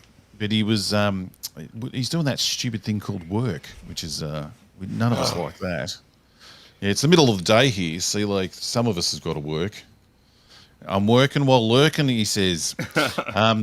So we should do a watch stream watching this show, but we'd never get through it because there's so many stupid things. I have to take notes. I have to pause it every 5 minutes when we're watching Starfleet Academy. But Melvin, you've got to get in there and watch it. It's you'll hate every second, but then you get to laugh at it afterwards. So yes, When the pain wears off. yes. But I'll be back next week because I want to keep talking about it because I'm just blown away that this confusion of how people get paid to make this crap. And next week is supposed to be the big deal. I think that's when we're going to see Cisco. It'll be 5 God, I episodes hope next not. week, right? They will ruin Deep Space Nine. Desecrate that. I have a Desecrates feeling. I have a Cisco. feeling that it's going to be some kind of archival thing. I would be so surprised if they manage to bring Avery Brooks to appear there. If it is him, that's going to be like an unprecedented disaster of epic proportions. But more likely, I think that they're just going to talk about him and try to do stuff with his character. But I don't know beyond archival footage if he'll be there. Well, he did do an interview about the show. Like, there was an article with him. So, I mean, I hope you're right, but I suspect that they're actually going to bring him on. For a massive universe and it lasting thousands of years, I like how every single thing is named after a person that's been in the show. Like, I know it's just a nice little Easter egg. Well, it's not even an Easter egg because they just fill the screen with a sign with someone's name on it. But it's every single person something's been named after. Cadets, please report to the McCoy Pavilion for your prostate exam. Thank you. Yes, we've all had the prostate exam after watching this, that's for sure. Oh, you got some likes now, dude. Did it go up? Do I need to 109. refresh the page? Oh, that's better. Mine says 6. Maybe I need to refresh the page. 109. That's a lot better. Thank you, everybody. Those other 20 people, you can fucking go to hell. But no, thank you. It's we've got to get at least 200 people watching this show. We've been close a couple of times. Listen. See if you let me know for sure you're coming on, right? If you let me know for sure that you're streaming on the Thursday after Open Bar, I can drop you a link in the chat on Open Bar. I know. I've got to get you to do that. And then 10,000 people will see it. Yeah, nearly on Robot Open Head, Bar. you just suck at marketing, face it. I know. I'm the worst. I am the worst YouTuber out there. No one asked me for advice on how to be a YouTuber. It was all an accident, and I still don't know what I'm doing. So, yes, I've got to get out there and start trying to push the show more so we can survive. Get this channel to survive. You know, buy me a coffee, as they say, so I can enter the podcast awards next year. Oh, did I mention what a great app the coffee thing is? It's fantastic, apparently. Yeah, very smooth. Yes, seamless. Yes, I also said good things about it. It's okay. We understand. You should change the coffee thing to say "buy me a coffin" because that would be more expensive than a coffee, so they might feel obligated to throw in more money. It would be more appropriate to the show as well. This show, thanks. Like, I thought I was bad at marketing, but buy me a coffin so we can kill the show. No, hopefully you're talking about Starfleet Academy. Yes, I'll be back next week to watch it, so we might stream live next time it's on to really take in the beauty of it all. So that is Starfleet Academy. Now, when do you have to go soon, Price? Because I was going to ask you about something you've seen. No, I'm here until, I'm still here, yeah. What's up? Oh, not much. How you going? No, I was going to ask you about, where is it? Send Help. Apparently you've already seen this film, and it only comes out this weekend. I've seen it, yeah. Or no, is it next week it comes out? It says February 6th there, and you've already seen it. So you can't give too much away, but just thought you might want to give us a quick rundown if it's any good. Is this a Sam Raimi film? Basically, when you look at the poster, when I saw it, and just even kind of getting a feel for what the trailer is, I thought to myself, I have a bad feeling about it. Because as much as I like Raimi, it kind of felt like a woman at the office that's like not being treated nicely by a man. And I'm like, man, I don't have any patience for this. And I thought there would be something really annoying. And the only reason it still interested me is because I think that Raimi is genuinely a talented producer director, and I was wondering what his vision was, and I decided I was able to get an early screening ticket, and I did it. So basically, I went to see it and kept an open mind. And at the end of the day, I think that he did a good job. I will still say that probably when he conceived it in 2019, he was influenced probably by stuff that was happening then. But what's nice is he gives his own kind of quirky, odd twist on it. So at the end, you're watching a Raimi movie. And it's really like it's a combination. It's a hybrid movie, survival, thriller, comedy, and horror with some gore. But it's not like, not really one or the other. It's sort of this blend of all these different genres. And I found myself enjoying it. I mean, I just sat there in the theater and I thought, you know what? I'm enjoying this movie. And that doesn't happen to me a lot these days. So I would have probably marketed it differently. I don't think that, I saw a poster and you see Rachel McAdams and it says, she's the boss now. I was And about I'm to like, say at the bottom of the poster here, they've snuck on "She's the Boss" now. Now, if that was any Disney Plus show, you know that's what they're thinking the whole fucking time Right. they're making it. At least on the poster, you're thinking, well, are they in on the joke here? Right. So that's exactly, I saw it. I'm like, oh no, like this is going to be terrible. Why are they doing this? But at the end, none of this matters. And the one thing, and I said this, I did a review that like 3 people, I put it on my second channel, and I think like 3 people watched it.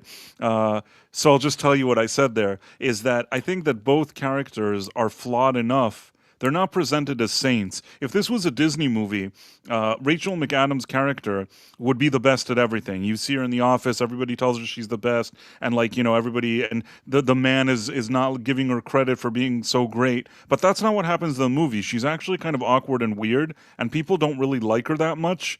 And you could feel that she's weird. So when her boss, even if he's like a douchey guy, kind of thinks that she's not management material, you think, okay, well, she is kind of weird. And I think that throughout the movie, they find a good balance in showing what like each character's strengths and weaknesses are. And at the end, they're both very flawed. So it makes it interesting, in my opinion. That bottom right photo is giving me Ray vibes here in these these images here. She looks like Ray training. The poster, though, I like the poster. There's been some good posters lately. We're getting away from the floating head posters.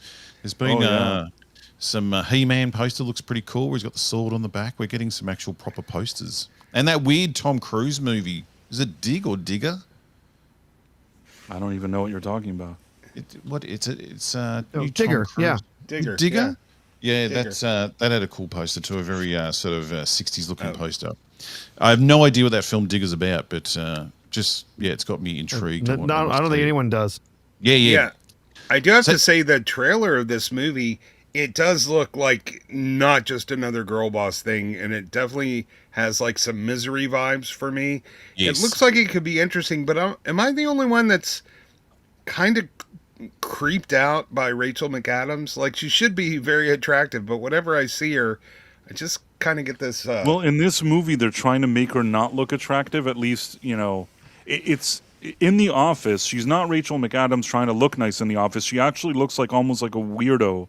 And I think that that's what the movie is going for. It's not trying to make her look good. I will say that there are moments in the movie where you suddenly like see her in certain situations and you can tell that she's not a bad looking lady, but they kind of make an effort here because of her character to not make her stand out. If she's this like beautiful woman, then her boss, not wanting to give her a promotion or not liking her wouldn't make sense. The fact that she's kind of awkward and weird plays into that, in my opinion. right, but that's what I'm saying. Even in rom-coms, she looks like a weirdo to me. I don't know. I thought she I was always fine thought in this she was movie. extremely good looking, Rachel McAdams. Like, I think the first thing I seen her in was that Red Eye with Cillian Murphy. Is she as hot as Haley Atwell? Moo. Listen, I think Rachel but McAdams is fine. Rachel McAdams is actually she's 47. She's pushing 50, so she looks pretty good for that. Oh, I did well, love when I Price agree. just said if she was attractive, not giving her a promotion wouldn't make sense. Yeah, I yeah, you must have did worked. say that. There was. And it's like going some No, old school 50s office there. Like, I probably agree. could have worded that differently. I probably could no, have no, I worded think that you got it differently. No, spot on. yeah, I think you said exactly Just- what you just thought right. and exactly what it was. Yeah, Christina Hendricks and Mad Men. You know, Yes. She repels Melvin. Who repels me now? Remind me. I find her repulsive. Haley Atwell. Oh, she's No, Christina Hendricks. That was my Melvin impression. all right. Who's Christina Hendricks? Remind me. Hang on. I'll Google it. the redheaded, very voluptuous girl from Very Firefly, shaky. our Mrs. All our right. Miss Reynolds. Oh, she was super hot back then. What she look like these days? I don't know. I think she's just turning okay. into a big pair of breasts because that's, Transmuting. Yeah, and that's a bad thing. I didn't say that. Okay, She would be fair getting a enough. promotion in my office for sure. Price would love her. No uggers at Price's to office. I could have worded that differently. I know how that sounded. If there's any ladies listening to this stream, which probably there aren't, but if there are any, I know how that sounded, and it didn't come Wow. out the way I had hoped. So don't give any money to coffee, and all you ladies, piss off. The men's group. Yeah. Christina Hendricks is 50 now. So she's reached her expiration date as far as I was Melvin gonna is say she crossed concerned. the line there. Yeah, the way he said it, she's did hit look- 50. She That's did- why she she's did been look deleted. good. Her folder's Back in been the olden deleted off his computer. Robot Head, have you seen the trailer for Good Luck, Have Fun, Don't Die? Yes, I Because that's have. coming out in 2 weeks, and that's one of the few movies I'm kind of looking forward to seeing and hoping that it might actually be good. That's Yes, only let's 2 see weeks that and away. talk about that in a couple of weeks. That looks good. It's giving me the 12 Monkeys vibe, but a comedy version of Yeah, 12 yeah, Monkeys or exactly. And I do like Sam Rockwell, man. He usually brings it. So He's enjoyable in everything, isn't he? Like he just has Yeah. that charisma that actors should have, but they don't. Hardly any of them have it these days. You know, I find them annoying, Sam Rockwell, and everything. He's always trying too hard to be shocking, and it's just, shut the fuck away. I think know, one week we somehow- should just name people we like and then see if Melvin likes them. yeah, And yeah. I just was gonna try say and find Do that. Melvin's top 20. somehow I'm not surprised that Melvin doesn't like him. I just had a gut feeling about that. We'll keep the list who he actually likes in life. Like, wait, let me see. Who, like, things that are overrated, right? This is what I was thinking about today. LA Confidential is such a fucking overrated film. I disagree. Everybody disagrees. You're all wrong. That my link to that film is that's I think I told you, Price, coming out of a premiere of a film, and Kylie Minogue was right in front of me. That was the film. Did I tell you that story, Price, when you were saying how much you love Kylie did tell me, Minogue? and I think that you should have done more. I mean, I took the big step because I saw all the photographers out there and took the big step. So in the Right. photos on the press, I was coming out right next to her, and that Yeah. I could just bullshit the world then that I was Yeah. dating Kylie. Tell us something, right? I got to know this, okay? Don't tell us what you did. Tell us what you were thinking when you were looking at a bum. Yes, well, she was so tiny. I did think she was so small. But you knew it was her because all the cameras went fucking berserk. But was LA so Confidential's LA You thought- Confidential's a weird one. It's sort of, it's good, but it's a hard one to just fall into. Like just go into the story. You feel like you're just watching a story, if that makes sense. Yeah, I think it helps if you already like noir films, the old noir films. looked But like a TV I movie. found, as somebody who meets a lot of celebrities, I'm often really surprised at just how tiny some of the women are. They look, 8 feet tall on screen, and I ran into Salma Hayek at a Starbucks once. Oh, she's meant to be tiny. She's no tinier than that. It's like an 8-year-old kid or something. It's like it's really. I'm Don't like, anyone say anything. size wise, man. She had her baby, and I'm like, how'd that thing come out of there? Like, seriously. Yes, I have heard she's really small. Like people are Yeah. shocked how tiny she is. Yes, Yeah, but when- aging like fine wine. When you see From Dusk to Dawn, man, she's 12 feet tall with the snake and the boots, or the bare feet. Yeah. So Kylie is another tiny one. You got to give it to Quentin, don't you? Just writes that scene for himself where and you stick your foot in my mouth. Yeah. God, just think if that was Brie Larson, he would still be brushing his teeth. Oh, God, yeah. oh. You don't check the feet out first until it's time to shoot the scene. That would not be good. They'd have to use a prosthetic foot for that. Yes. Well, so that's a go see Send Help, you think, price? It's worth it? Or wait for streaming? Which way do you go with this No, one? I enjoyed seeing it in the theater, and I liked what I saw. I thought it was one of the better movies I've seen in a while. I thought it was a fun kind of movie theater experience. I don't know if it means anything, but the people in the audience seem to be enjoying it. And it's not like one of those, sometimes there's like an early screening of Superman, so you have all these guys that either are shills or not shills or whatever, you have like a built-in audience that'll just love it. Here in this case, it didn't feel as much of a built-in audience. It felt like people were genuinely enjoying it. Yeah, Price, that's actually important. I love how you give the audience reaction in your reviews, because that actually is fairly meaningful. We had one of his reactions on here one week. He showed us his video of, was it The Force Awakens? When Yeah, it was The Force Awakens with John Boyega. Turning up, which would have been very thrilling. You didn't know what was ahead. You didn't know what life had in store for you, that Star Wars was going to go absolutely shit. And then you'd meet all these wonderful people. You'd meet us and get to hang around with us. I think that he didn't know either. He can come on the show if he wants. At least he didn't call you racist at the time. So yes, very true. You're racist now, though. Yes, another film that is getting a sequel I saw is the Australian dinosaur movie. Primitive War is getting a second film, so which we'll be excited to see how that comes. Did anyone else see this film when it came out? Got such a short release. Yeah, I really liked it. I was surprised that it didn't do a little better. It was sort of, Platoon meets Jurassic Park, but it was like Godzilla -1 version. Considering their budget, I thought it looked fantastic. The story was interesting. I thoroughly enjoyed Primitive War. It was definitely like in my top 5 from last year.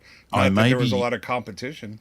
I may be visiting the set of the second one soonish. Oh, cool. Maybe keep that under wraps until it happens, but maybe some behind the scenes we'll get. Tell anybody. Oh, well, don't publicly announce it on YouTube or anything silly like that then. If we got No. Well, with my marketing skills, I'll wait till it's all over, and then I'll mention it on here once. Yeah. Did you guys see it? Anybody else? I really liked it. It was a lot of fun. It was like watching a 90s action film. It was just, 90s. It had that fun and about it, and it just shows you don't have to give people a fortune. Just give more people less money and see what they can bloody do with it.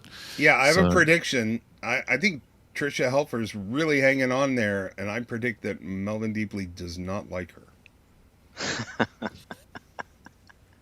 Is Price still here, or has he just disappeared? Because your picture's gone on my screen. I think we should make Tricia Helfer and Lucy Lawless fight, and the winner gets me. But make them fight in a big pool of custard. I can hear you, Price. We can hear you. Melvin was just telling us about the custard fighting, so we were just ignoring you for a second. Hell, I think Lucy Lawless looks better now than she did in her Xena days, man.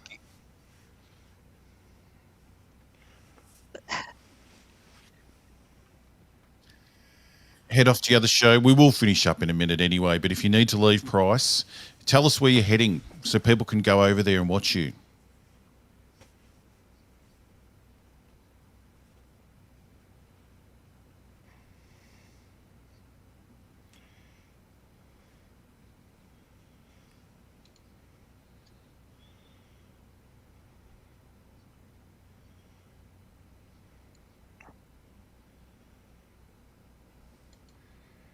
I like the cage. It's a trippy little episode. Yeah, is Joel going to be? Yeah, is Jill going to be on that stream, Price?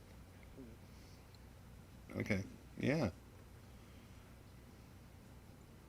Hang on. Some people are saying Price is muted in the comments. Is that true? I can hear him, but the comments are all saying that he's muted. Price was just telling everyone how he had a crush on me, and it's heartbreaking that he can't be closer to me.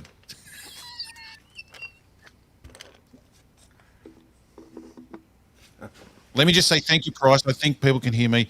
Price is heading off to his live channel. They're going to be doing the Star Trek pilot over there and talking about it. So, and tonight, the Night Owl will be on as well with Professor R2, I believe. So we're going to lose Price for a minute, and if no one can hear him. Now, is it chat? Can you hear everyone else, or is it just Price you can't hear? They're saying read the chat, you mongos. We are. But I don't hear any of us. What's going on? Why can't you hear us? The sound of silence. I'm going to write the chat. I got to...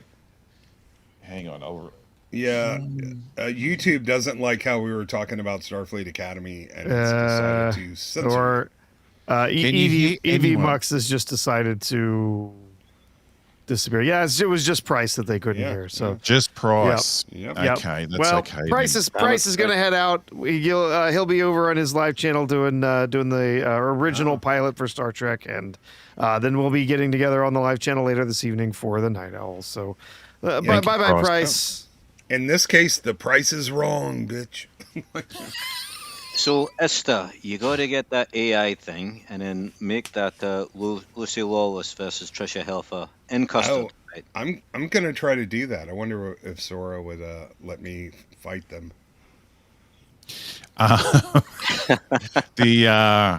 Istaphobos there. Istaphobos is when you say Mr. Ista, it sounds the same. He's sent me some interesting things made with AI, so I've got to get into that. But it's going to be a strange world. We're not going to need other people soon. But do you want to talk about that petition that everyone's ignoring? The petition. I was going to bring that up, but I haven't got an image for it. The what was it? The petition to not go. What was it again? Can you explain it? Yeah. So apparently, one of the promotion companies, that's running what is it? The Star Wars Celebration in 2027 is part of a parent company who also works with ICE. So everyone is telling everybody to boycott Star Wars Celebration, and they put up a petition, and it's been up for a couple of days now, and there's only like 1,000 signatures. So is this where I get to have my rant about American politics? No, you got to save that for next time. because I wouldn't do that to you. You can't win. Yeah, the point is that Star Wars Celebration, literally nobody cares anymore. Nobody gives a shit. No. Poor Kathleen's gone. And they should show up and kill some civilians, and then, we'll get us some good publicity. Yeah, to remind Melvin, I'm just going to show you before we finish up, and thank everyone for being here. Just I saw this video yesterday, just from Australia, just spreading the beautiful Australian language here, and I just thought I'd share this with everyone. Just want to promote Australia to the rest of the world as much as possible. It's a big dog, mate. Shove that camera up your ass. Stop fucking pointing it in my face. I think you're farting, you fuckwit. Go fuck yourself. What do you expect, mate? You're walking a fucking llama. An alpaca. Yeah, you look like one, you fuckwit. They seem so... It's a big dog, mate. We're a friendly lot here. Yeah, they seem so friendly. I love it when he says you look like one you fuck with. Like, if he had said that to Mr. In Between, he would have gotten the crap beat out of him. Yes, Mr. In Between. Is anyone else? We should talk about that one week. That'd be a good one. Oh, that's a great show, man. The Assassin show, yes. Have you seen the original film it was based off, The Magician? Yes, but it's been a while. Yeah, well, he made that about 20 years ago. You had to wait 20 years for someone to pay him to make some more of it, make the TV show. But yes, Mr. In Between, highly recommended show about an assassin. In the movie set in Melbourne, but because that's where he lives, but he doesn't live far from here. But the show's set in Sydney. But it's good fun, Mr. In Between. But the Yeah, Magician but was a better name, I think, because he made people disappear. Yeah, but it's more than that. Like, they're real characters. There's a lot of like emotional depth. There's themes of friendship and family, and also organized crime and strip clubs. I mean, it's Single got a dad, lot of layers. It's a big brother. yeah. It's very good. Very well done. There's a lot of strip clubs in Melbourne. I wouldn't know about that. We don't talk about Trust me. that. Yes. There used to be a whole strip along King Street there. I think they've all gone. I don't think it's as bad as it used to be, or good, depending on how you see it. You can change your name to Melbourne Deeply. Boom tush. So thanks everyone for being here today. And I said there'd be mailbag this week, but well, we got carried away, so we'll do more mail next week, and we'll try and get the viewership up. Maybe I'll try and promote the show a bit better between now and next week, and see if we can get more people here to enjoy this beautiful little chat we have here. Actually, I've got a thing for the mail. Let me put this up for a minute. Is this the right one? Send me some mail. Send me some issues and problems. I've got some good ones banked up that we'll get through next week and answer everyone's problems. And now, has anyone got anything to promote? Melvin, you're working on your list of everyone you hate. When will that be published? It's a whole book, actually. It's not just a list. It's a book that's going to be just sold online. I'm writing the book called You're All Wrong. Yes, I'm doing my success book, I Alone. Just Istaphobos, how's the channel coming along? About the same as, hey, I've got like 30 subscribers with no content, so I figure I'm doing pretty good. For people who haven't got enough of Starfleet Academy, tomorrow at 5 o'clock, or I think 4 o'clock Eastern time, Trev Retro's channel, we will also be discussing the dumpster fire that is Starfleet Academy. There's so much to talk about. You could just, you could multiple shows every day. You could just keep going. There's just so much to say. Yes, endless entertainment. And then we have the Mr. Brown Alliance on Sunday at its usual time, which is 10 p.m. UK time, or 10:05. Do we have to get back on there? Anytime. Inviting me. I know it's always the timing's always not working. So Melvin, where are you? Is it like 3 a.m. now? Something like that? I am in Glasgow. It is 3:06 a.m. Oh, you're a good lad for being here. How cold is it right now over there? Because not bad. Well, this time of morning is probably colder, but in general, I don't know. Yeah, listen, Melvin hates nice days. We've had some frost. I reckon it was probably about somewhere near 10 today. It's supposed to get below freezing in Florida, and that's a really bad thing for all of the crops and the plant life down there. So it looks to be a cold one this weekend. Oh, well, it's beautiful here. I'll be out by the pool later today. Just think of that. Should all move here, then we could do it all in studio. Professor R2, you'll be on. Are you going to the show that Price is doing now, or just on later with the Night Owl? Probably not going to be able to make it to the Star Trek show this evening, or to his show where they talk about different TV pilots. Not going to be making that, unfortunately. But we'll be on with him later tonight on Price of Reason Live, as we are Tuesday and Thursday evenings each week. The Night Owl, just talking about all sorts of different stuff. American politics does come up occasionally. That's why Melvin loves tuning in each and every week. Yes. And then also we talk about entertainment and lots of other things there. And then, of course, on Fridays, typically I am joining in with the B-roll stage and the B-sides crew, watching a classic, quote unquote classic movie, and riffing on it and having a little fun with the chat. So we'll be over there on Friday evening, and you can join that right now. They're pushing their show on the Green app over on Rumble. So the Green Machine. I've got to work that out some on Rumble as well. Someone else said Facebook's very good now. They've started paying some money to getting your content on Facebook as well. So I've never done the Facebooks. So maybe I need to try all these things, and I'll just keep saying this for months and not do any of it. But it sounds like I'm getting organised. You can put your show in the metaverse. That's a thing, right? Yes, I think. Procrastinating. Well, thank you everyone for being here, and have I got the right outro? And thank you, guests. Thank you, chat. Thank you, lovely people, sending me some money. Make sure you come back next week, and remember to bring your mates so we can get some more people watching this bloody show.